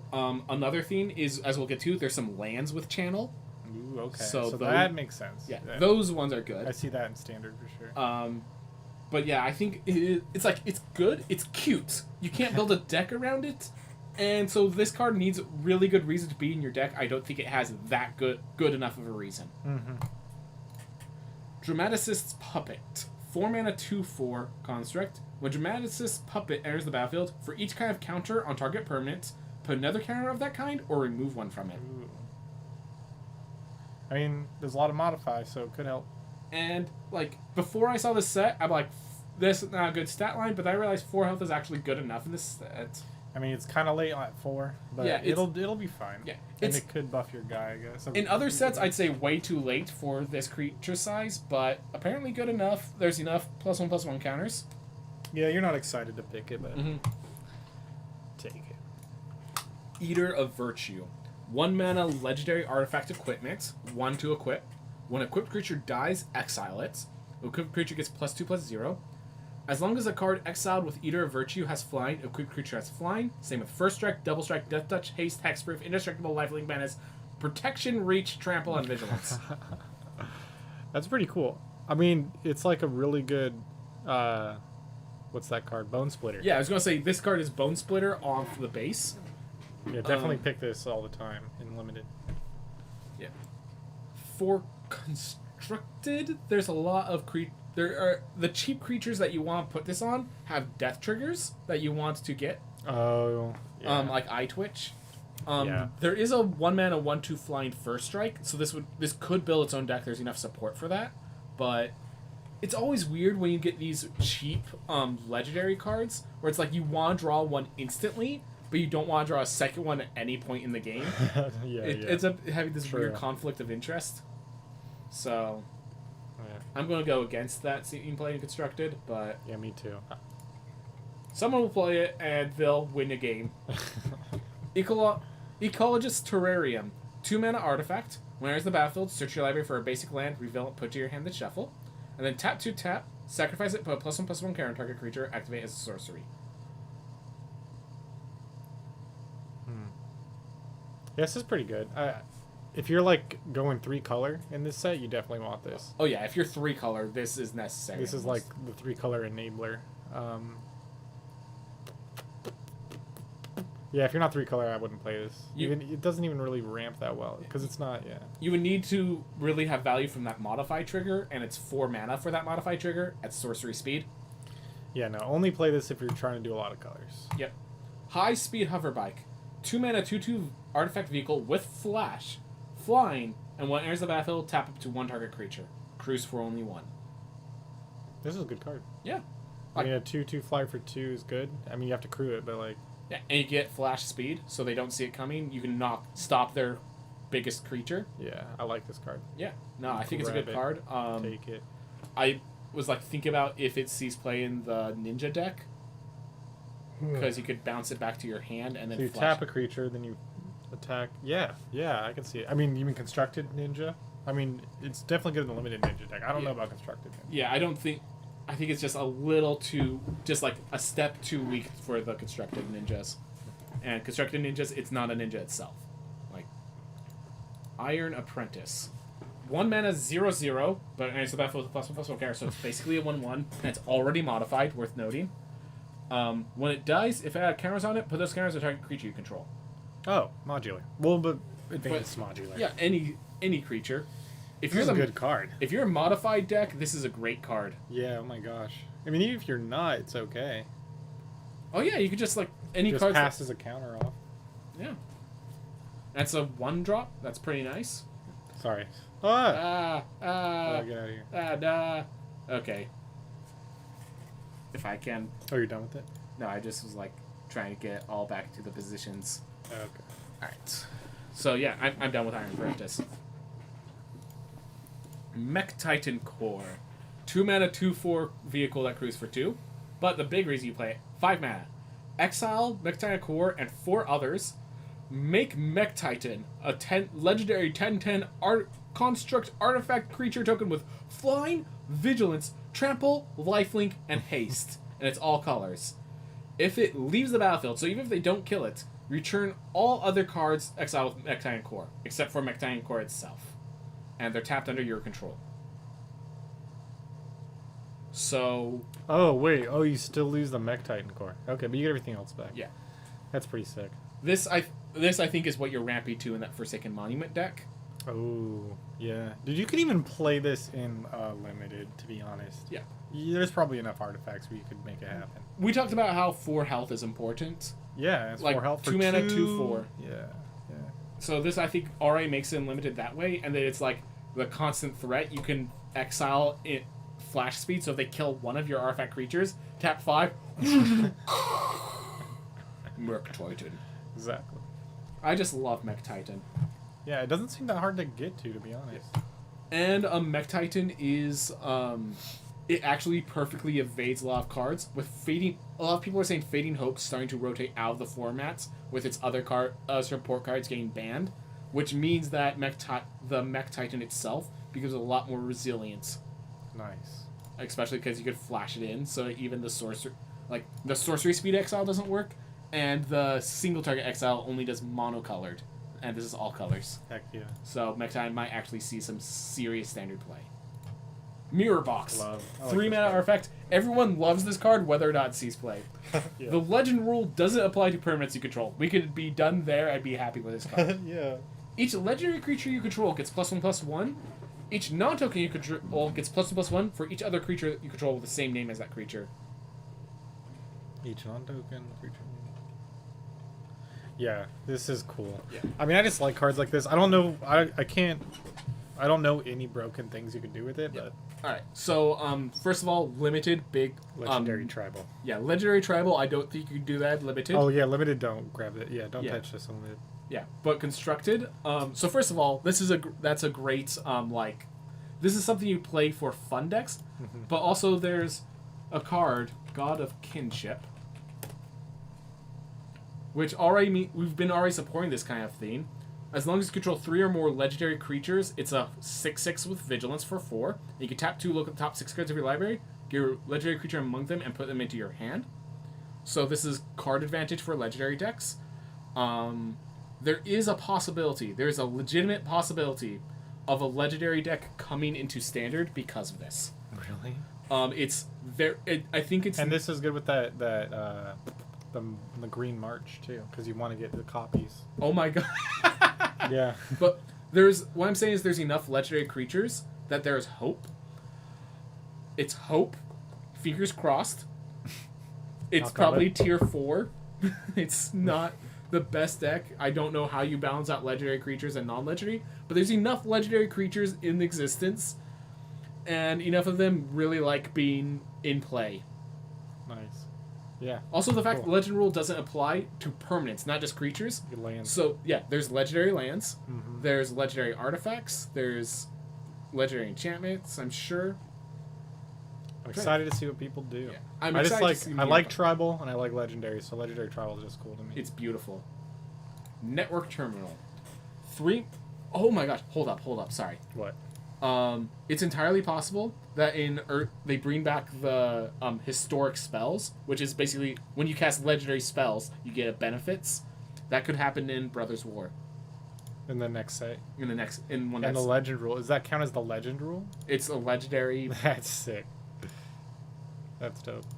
Network terminal. 3 mana artifact. Tap, add 1 mana of any color. So it's just your mana rock. And then tap another untapped artifact you control. Draw a card, then discard. Whoa. I think that's a good mana rock. Yeah, definitely play this if you're trying to do 3 or more colors and limited, but also, even without that, it's just good. It's a good cycler if you just have a lot of artifacts. Yeah. I think it's only one of, though. Yeah. Constructed, we have better mana rocks. Yeah, constructed, nope. Ninja's Kunai. 1 mana, equip 1. It's an equipment. Equipped creature has tap 1 tap. Sacrifice Ninja's Kunai. Deals 3 damage to any target. This is what you play in your green-white decks or something like that. Yeah, so this modifies a creature, and then and otherwise it's a 3 mana kill spell. True. I think a 3 mana colorless kill spell is good enough. Yeah, pretty good. You don't take it over the red. If you're in red and you're playing this, that just sucks. But in every other color, blue, sacrificing an artifact for those triggers. True. So I guess in red it's okay. Yeah. Play this. Just play this. It's good. Yeah. Oh, and blue loves this because it's a kill spell and they don't get enough of those. Yeah, dude. Yeah, blue loves this. Papercraft Decoy. 2 mana, 2/1 frog. When it leaves the battlefield, you may pay 2 if you do draw a card. Leaves the battlefield, so if you ninjutsu it. Yeah. Interesting. I don't know. I don't think that's that good. Yeah, to be honest. Like it's a 2 mana 2/1, but when and you have to pay 2. Yeah, it's going to leave the battlefield during your turn when you need to play a 3-drop. Yeah, the cost is too much. It's not that good. I wouldn't play it. You don't want to pick this really. Well, okay, hold up. It's a 2 mana 2/1. It can interact on turn 2. Yeah, but there's better ones. That's what I'm saying. Oh, fair enough. I don't know. Like, I mean, if you're picking this because you need a 2-drop, sure, but. Good point. You have to pick this because you need a 2-drop. Mm-hmm. All right, fair enough. Patchwork Automaton. 2 mana 1/1 with Ward 2, and whenever you cast an artifact spell, put +1/+1 counter on this. For limited, I don't really like it. I don't think. Unless you somehow drafted like 100% artifact deck. Well, hold up. You could get what about 30% artifacts? No, that's terrible. Whenever you cast an artifact spell, put a +1, then you're not getting that many buffs. Well, if it's your 3 I'm talking about unlimited. Yeah, I know. Oh. So 3 mana, it's a 2/2. 4 mana, it's a 3/3. Like if you cast 2 artifacts, you are a little behind when you first play it. But if you cast 2 artifacts after that, it's a 2 mana 3/3. Well, but it's not a 2 mana 3/3. It's a 2 mana 1/1, and then on turn 4 it's a 3/3, which is a 4 mana 3/3 technically. So it's not. I see the issue. Okay. Yeah. Constructed, as I was talking about that Forsaken Monument deck. Dude, this would be sick and constructed. Yeah. Yeah. Especially because you a bunch of these. Because you could go 100% artifacts basically. Yeah. In constructed, this would be cool. I mean, and I do think it's possible in limited to have a deck where all of your instant sorcery cards are artifacts. I think it's possible, and so if you can pull that off, try. But yeah, this is definitely something you pick in pack 2 or 3 when you kind of know what your deck's doing already. Mm-hmm. Reckoner Bankbuster. Oh man, I had so much talk about this card. So 2 mana 4/4 artifact vehicle, cruise for 3, but enters the battlefield with 3 charge counters on it. You can tap 2 tap. So note that all these abilities do not care about stats. So you can also tap 2 and tap, remove a charge counter from it, draw a card. Then if there are no counters on it, create a treasure token and a 1/1 colorless pilot creature token with this creature cruises vehicles for power 3. Yeah, it's pretty good. I mean, yeah, in limited you're just drawing cards until you can crew it. Yep. Yeah, it's all good. So a lot of people are looking at this and freaking out, calling it like the next Maze Mind tome. But the thing about Maze Mind tome, people don't understand how big being able to tap this to just scry and gaining 4 life when it finishes off. People don't realize how big that was for why Maze Mind tome was amazing in the format. If you're not playing against another control deck, the fact that it's just kind of, you need to be able to crew this for you to play is my general argument, because it's not, if you're facing a more aggressive deck, you don't have that mana just floating around that will get you killed, so you need to be able to crew this as a 2-mana 4/4 to help block. In Constructed? In Constructed, yes. Yeah, this doesn't seem good enough in Constructed to me. The reason I'm saying that is people were hyping about this card in Constructed, and I'm like, it might be playable. I'm not going to fall into the hype. The treasure token and pilot are pretty nice, but they're not for life when you're facing death. Ryusei Sentinel, 3-mana 3/3 with Defender. When it enters the battlefield, target player mills 3 cards, and tap 3, put target card from a graveyard on the bottom of its owner's library. It's like that lantern. Yep, Ryuse's Lantern. Oh, okay. Yeah. It's a reference to that. Yeah. I mean, I guess there's a lot of graveyard effects this can stop in limited. I wouldn't play this in limited. So I'm not even talking about Constructed. I'm talking about like Commander and stuff. But there's a card called Grenzo Dungeon Warden, which put the bomb card of your library into your graveyard. If it's a creature card with power less than equal, put it onto the battlefield. So there's like a Grenzo Commander deck that loves cards like this that put cards on the bottom of your library. So that's what it's for. That's what they made it for. Yep, exactly. This is for Grenzo. Nice. This Grenzo Sentinel. Yeah, I was like, wait, wasn't there a Lantern deck in Modern that was super big? Different Lantern, not Ryusei Lantern. Runaway Trashbot. Oh, cool. 3 mana 0/4 constructed. Construct. It has trample and gets +1/+0 for each artifact or enchantment card in your graveyard. It's okay. I think the 4 health is why this is playable. If it's playable. Exactly. Because if you get 3 in there, it's because it blocks in the early game and then maybe it becomes like a 5/4, and that's good. Yeah, once a 5/4, but the problem is it like might take till turn 4 or 5 for it to become a 3/4. Yeah. Like, it's really, kind of like an extra middle-ish threat, you know. I will say the fact that it has 4 health is nice, and the fact that there are channel cards that are artifacts and enchantments really helps. But oh yeah, the channel will just yeah. I would not be excited to pick this though. Yeah, no. You pick this like And the Sentinel counters this. What's Sentinel? The one we just looked at. Oh right. Yeah. If you're willing to pay 3 mana per point of attack. Yeah. But yeah, like it won't win the game on its own because while 4 health is great, it's not that great. But it does have trample. It's a good modified target. Yeah. If it was a warrior or samurai, I'd be much more hype about this. True. Searchlight Companion, 3 mana 1/1 drone with flying. When Searchlight Companion enters the battlefield, create a 1/1 colorless spirit creature token. I feel like this card's gonna be randomly hella good somehow. Exactly. Like this. This is one of those. Like Forsaken Monument gives you 2 3/3s with this. It triggers ninjutsu and likes being played again. Yeah. So it's just randomly going to be good. But if you can't make it good, I don't know. Someone's going to. It's going to end up playing, and it's going to just end up accruing enough value to lose me the game against my opponent. I don't know how they did it, but it's going to happen. Yeah, I'm not that advanced to know. Shrine Steward, 5 mana 3/2 construct. When it enters the battlefield, you may search your library for an aura or shrine card, reveal it, and put it into your hand, then shuffle. Nice. If you have a good aura or a good shrine, grab this. I will. One. Yeah, I was going to say, like, we have that Draga Visionary, which is a 4 mana card that just draws a card. And as I said, the meta was too fast for it. Mm-hmm. This is slower, but it fetches a specific card. So if you have a specific card for it, great to have one of. Surge Hacker Mech. 4 mana 5/5 that crews for 4. It's a vehicle. Menace. And when it enters the battlefield, it deals damage equal to twice the number of vehicles you control to target creature or planeswalker opponent controls. This is awesome. if you control one other vehicle, this is on rates to kill spell. Yeah. This is really good. Pick this unlimited for sure. Yeah, if you don't have another vehicle, it's still a kill spell for small creatures still 2 damage. and a threat. It's a 5-mana 5/5 with menace. It's a menace. Yeah, no, the Search Hacker mech is. I think it's a bomb. Yeah, this is a bomb. Might see constructed play. We need to see the vehicle deck first, but it could fit in it. Oh my gosh, it's in the Forsaken Monument deck. Hey. Thundersteel Colossus. 7-mana, 7/7 vehicle with Trample and Haste, Crew 2.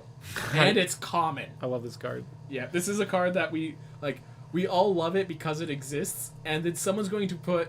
There's a blue card that allows you to search your library for any vehicle, and for 4 mana. So, like, if you could... Like, this card says, okay, now you could pick that card. Yep. Yeah, love that this card exists. Pick it. I would pick it limited for your top end. Yeah. Tawashi Guidebot. 4-mana 2/1 construct. When it enters the battlefield, put +1/+1 counter on target creature you control. And it has tap 4 tap, draw a card, but costs 1 less to activate for each modified creature you control. Whoa. I think this card is pretty good for limited. Yeah. I mean, tempo-wise it's bad, but if you're like mid-range or controlled, pick this. Yeah, I think this you have to treat this as a late game card because it's recursive card draw. Yeah. But that's really good in limited, so. And it's a body if you really need it. Yeah. Walking Skyscraper. Yeah. 8-mana, 8/8, also costs 1 less for each modified creature you control. It has Trample, so this is your finisher. And it has Hexproof as long as it's untapped. Yeah, this card's sick. I would take this every time. Yeah, this is your finisher, and it's for any deck you play. Mm-hmm. Alright, and that's the artifacts. We'll just do lands as well, because, yeah, we only have so many. So you have the... So let's look them in sets. So you have the enters tapped, gains a life. Yeah. So those are really good for just splashing. A Limited color. loves that Thank for you. making sure your colors are fixed properly. That's what I was trying to say. Yeah. And also because we have those invoke cards that ask for 4 mana of 1 color, they like those as well. True. So having all 10 of these in the format is just great. All 10. Oh my god. Yeah, all 10 are in the format. It's really nice to have. All right. What else we have? All right. So next we have the cycle Legendary lands, cycles. and each of these are different because they have different channel abilities. So they're all legendary lands. They're untapped lands, so they're all add mana of their color, and their channel ability costs 1 less to cast for each legendary creature you control. All of them have that, but what they do is different. So this one is channel for 2, and you destroy target artifact, enchantment, or non-basic land an opponent controls, and then they search their library for a land card with a basic land type and put it onto the battlefield. So I guess it's standard. Yeah. yeah. Okay. Also, just, I mean, it's obvious, but just to say it, the channel ability kind of fixes the legendary land problem, because like the problem is you play a legendary land, you have another one in your hand, but can't do anything with it. So. And I would like to counter that. People have been putting 4 of these legendary lands in their deck and assuming they could still play only 24 lands. Unless your deck's aggressive, unless the channel ability is going to be used 3 times, like, you can't just assume that these are always going to be playable if you have 4 of them. I guess it doesn't solve it 100%, but yeah, I see what you're saying. But channel definitely helps, and the first one is free. Having one of these in your deck is always a positive. Yeah, okay, but as far as this one goes, I guess it's probably good for constructed. Yeah, I don't know. Messes up their mana base. I feel like a lot of people are hyped about this. I feel like you need a specific theme you're threatening. That's threatening you. Destroying a non-basic land that opponent controls is pretty big. It kills the man lands. But then it's competing with Field of the Dead or Field of Ruin. Sorry, Field of Ruin is a land that has basically the same channel. Oh, okay. Except it also, because it's destroying itself as a land, it's searching your library for your basic land and putting it into play as well. So, you really need a threat that you're killing with this.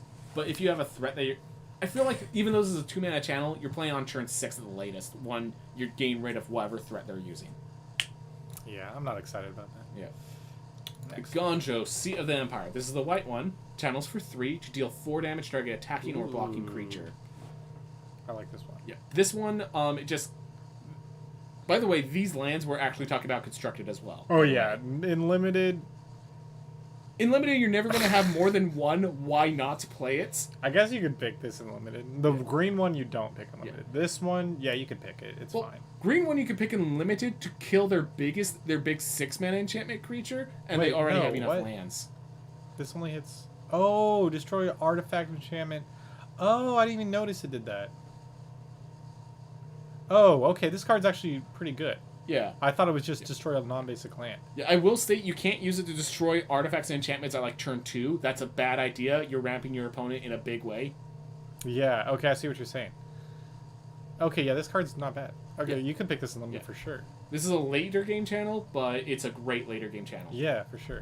Alright. And then this one's pretty good too. Yeah, this one is the early game channel. This is, I'm going to die, let's stop the bleeding.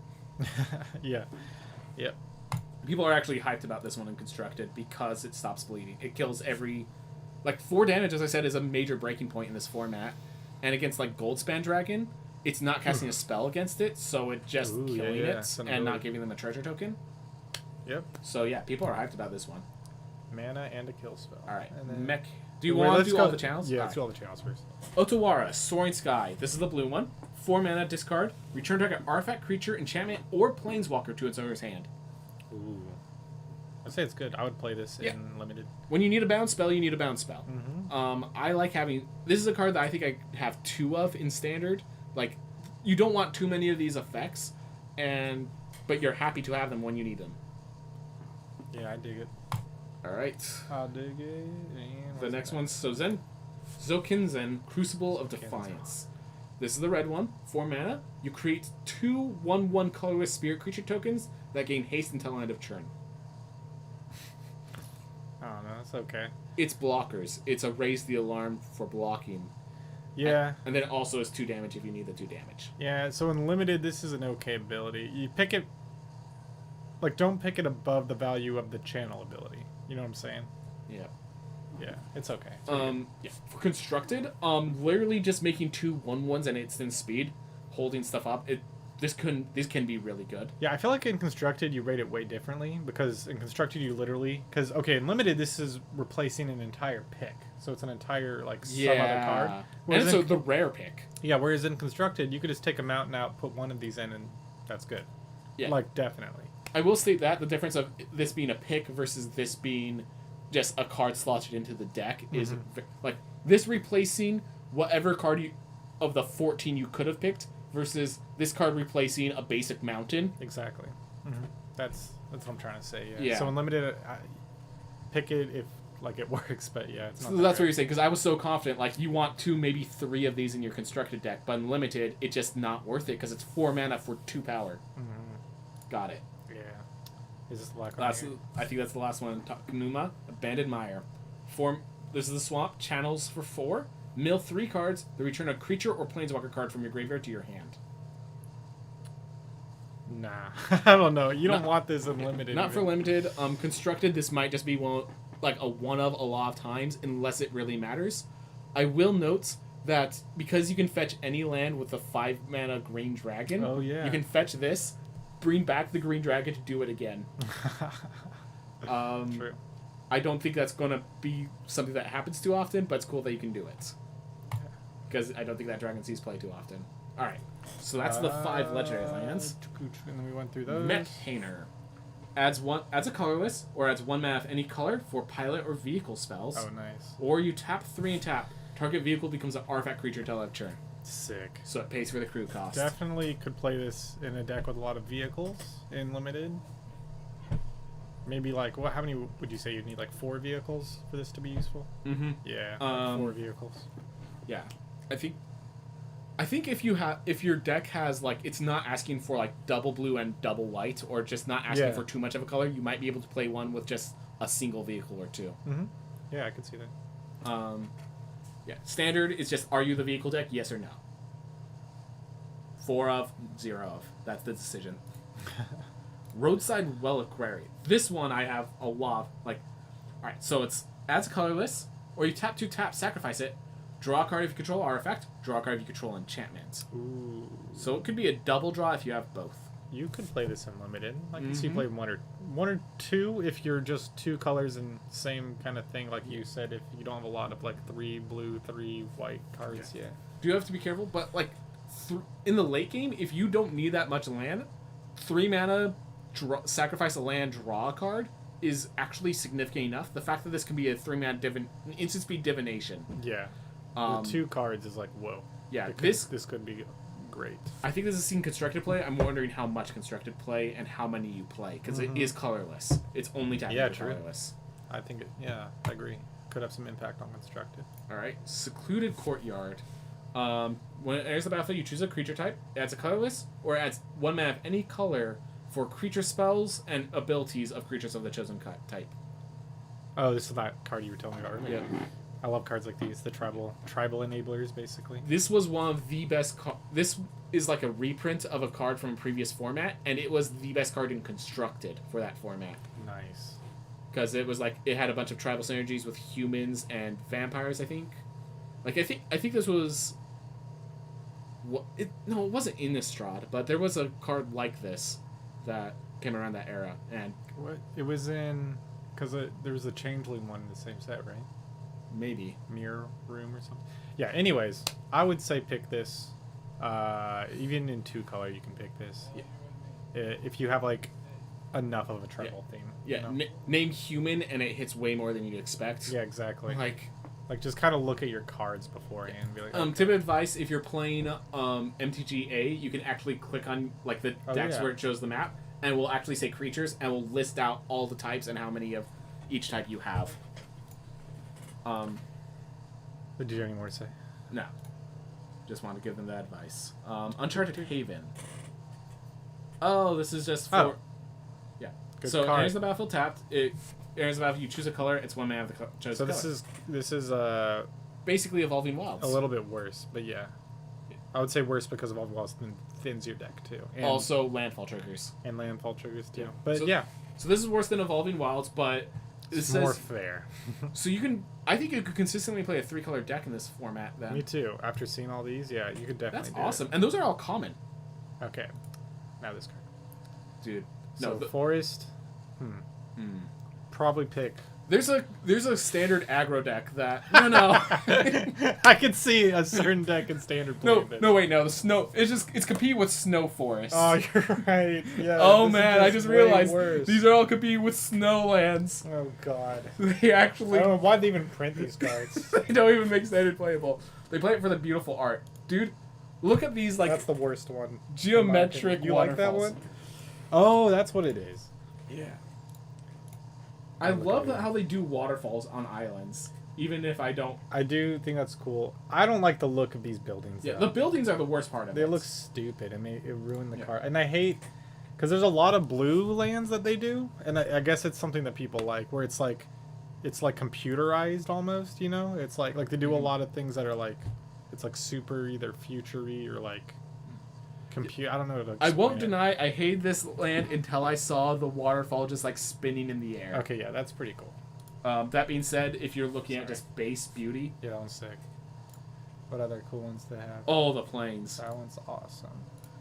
Also, of course, since we're looking at all the beautiful art, we have to go to the variant card image gallery as the last thing. So just making sure it's all visible over here. Oh, this isn't... What? This is the wrong... This is the Neon Dynasty variant... Oh, they're considered variant cards, so these are going to be... No, wait, no. Oh, here we are. Yeah. What's going on? So let me explain. So if I could scroll back to the top real fast. Oh, okay. There are some cards like Myosian of Blooming Dawn. Apparently these are actually in the format itself. They just can't be in standard. So these are only findable in limited. Which is really weird. Wait, so they're in the packs? I think so. I have no idea. They didn't make it very clear. Hey, Yoshimaru, a 1-mana dog legendary. I love it. That doesn't make sense. I have no idea. Okay. Maybe limited is more broad than just draft. Maybe. Like, that's why they said they're in limited, quote unquote. I have no idea why these are here. But lands. The beautiful, these are awesome. beautiful These lands. are so sick. All like... Japanese style. Way paintings. overpowered. These are overpowered. These First might pick. just knock Snowlands off the format. Are these in packs? I think yes, packs. Yes, physical packs. Yo. All these variant art styles, I think you have a chance of getting them. So. First pick every time. Yep. I mean, so I'm actually going to explain why that is seriously a first pick. You're doing this in an actual physical cards, which means the cards themselves has value. Every deck is playing a certain amount of lands anyways, and people are going to be playing basic lands no matter what format they're playing in. So whatever the coolest basic land is the most expensive card in the format sometimes, because This is monetary value. It's a staple of Standard for the end of time, basically. So if this is like the most beautiful mountain in the game, it is like, I would not be surprised to see high costs. Like, I want to know what the cost would be. I almost want to Google like MTG most beautiful basic lands or something. But like, people pay a lot of money. You'd be surprised. Also, they always make the cut in your deck. Yep. Alright. Well, we went through all the cards. Is there any last card you want to talk about? Last card you want to consider? No, not really. I don't know. I just really like that they're finally going back to Kamigawa, even though it's not really Kamigawa. You know what I mean? Yeah, it doesn't feel like Kamigawa. We're going back to Japan, except it feels like they just used Kamigawa to kind of have this. This is a cool set, you know. Yeah. Like it's like a future meets ancient. Yeah. Like spirits. I but it really doesn't feel like Kamigawa really. If it wasn't for the enchantment versus artifact, I would say it wasn't Kamigawa. It's just Kaldesh. But yeah, because of the vehicles and stuff. Yeah. Yeah, but because of the enchantments, they're high. Sorry.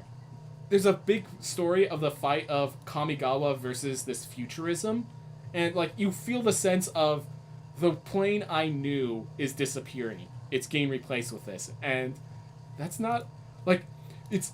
Congratulations, you made us feel the pain that the people that are getting replaced by the futurists are feeling. Thank you for that, I guess. Yeah, I guess this is technically art.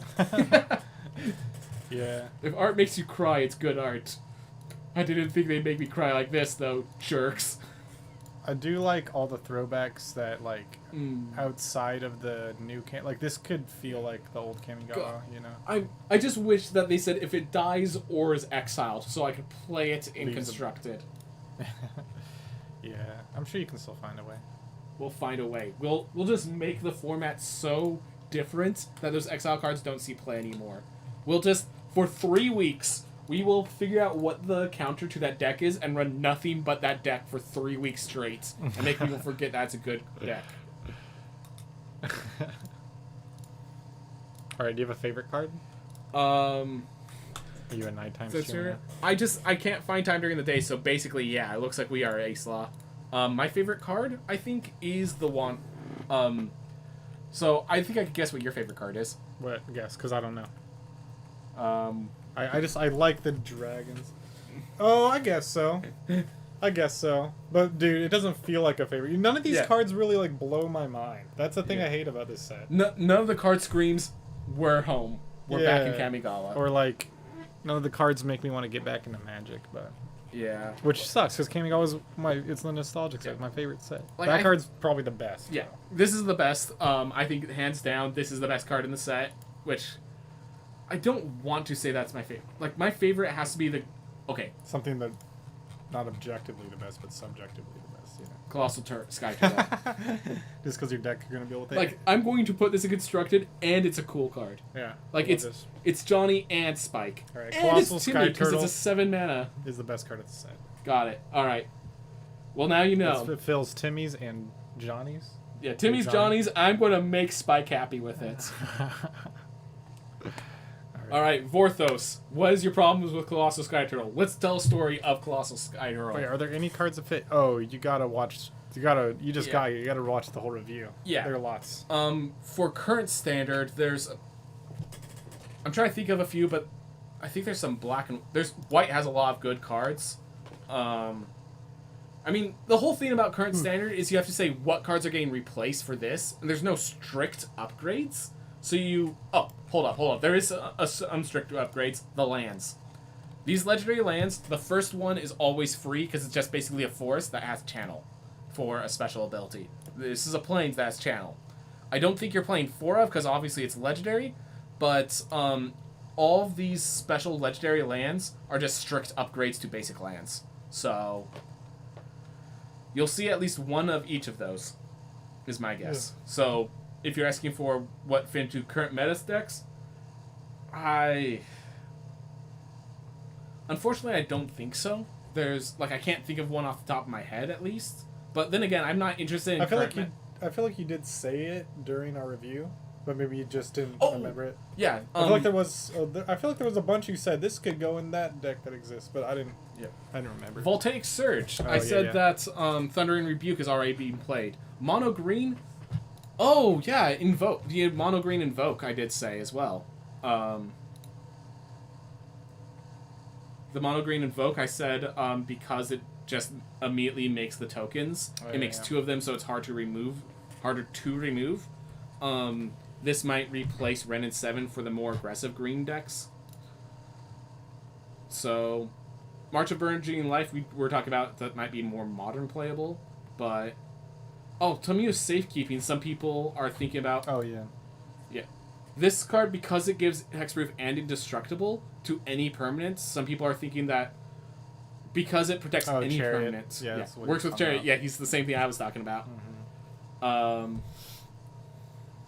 Yeah, there wasn't anything that's like strict upgrades other than those lands. So, but I'm more hyped about the new decks it's building than like replacing cards for current decks, honestly. So, I'm happy with this set. I think because I'm having a hard time thinking about that, I actually prefer that personally. Like if there was strict upgrades everywhere, it wouldn't feel like it's a new set. It feels like it's just old set plus plus. Yeah. Hey, that's really good, Ace Law. Glad to hear it, man. That's a lot of work. Be proud of yourself, Ace Law. Be proud of yourself. All right. See, I have no context for how good that is, but good job. Sorry. No, you're good. So, to be clear, I've seen lots of people playing that. Ace Law, with that, Ace Law is now the 3rd person in the world who could go sub-hour in Rogue Legacy 2. Oh, no way. That's crazy. Good job, man. Yep. Alright, well with that, I think we're done. Everyone, this is FoeCus. Oh yeah. He's awesome. He's my bro. And he's also awesome. Like, those are not necessary. Because he's my bro, he's awesome by being my bro. These are corollary, but not causal. Are you gonna stream more? I think I'm done. I still have some stuff to do before tonight. Okay. But yeah.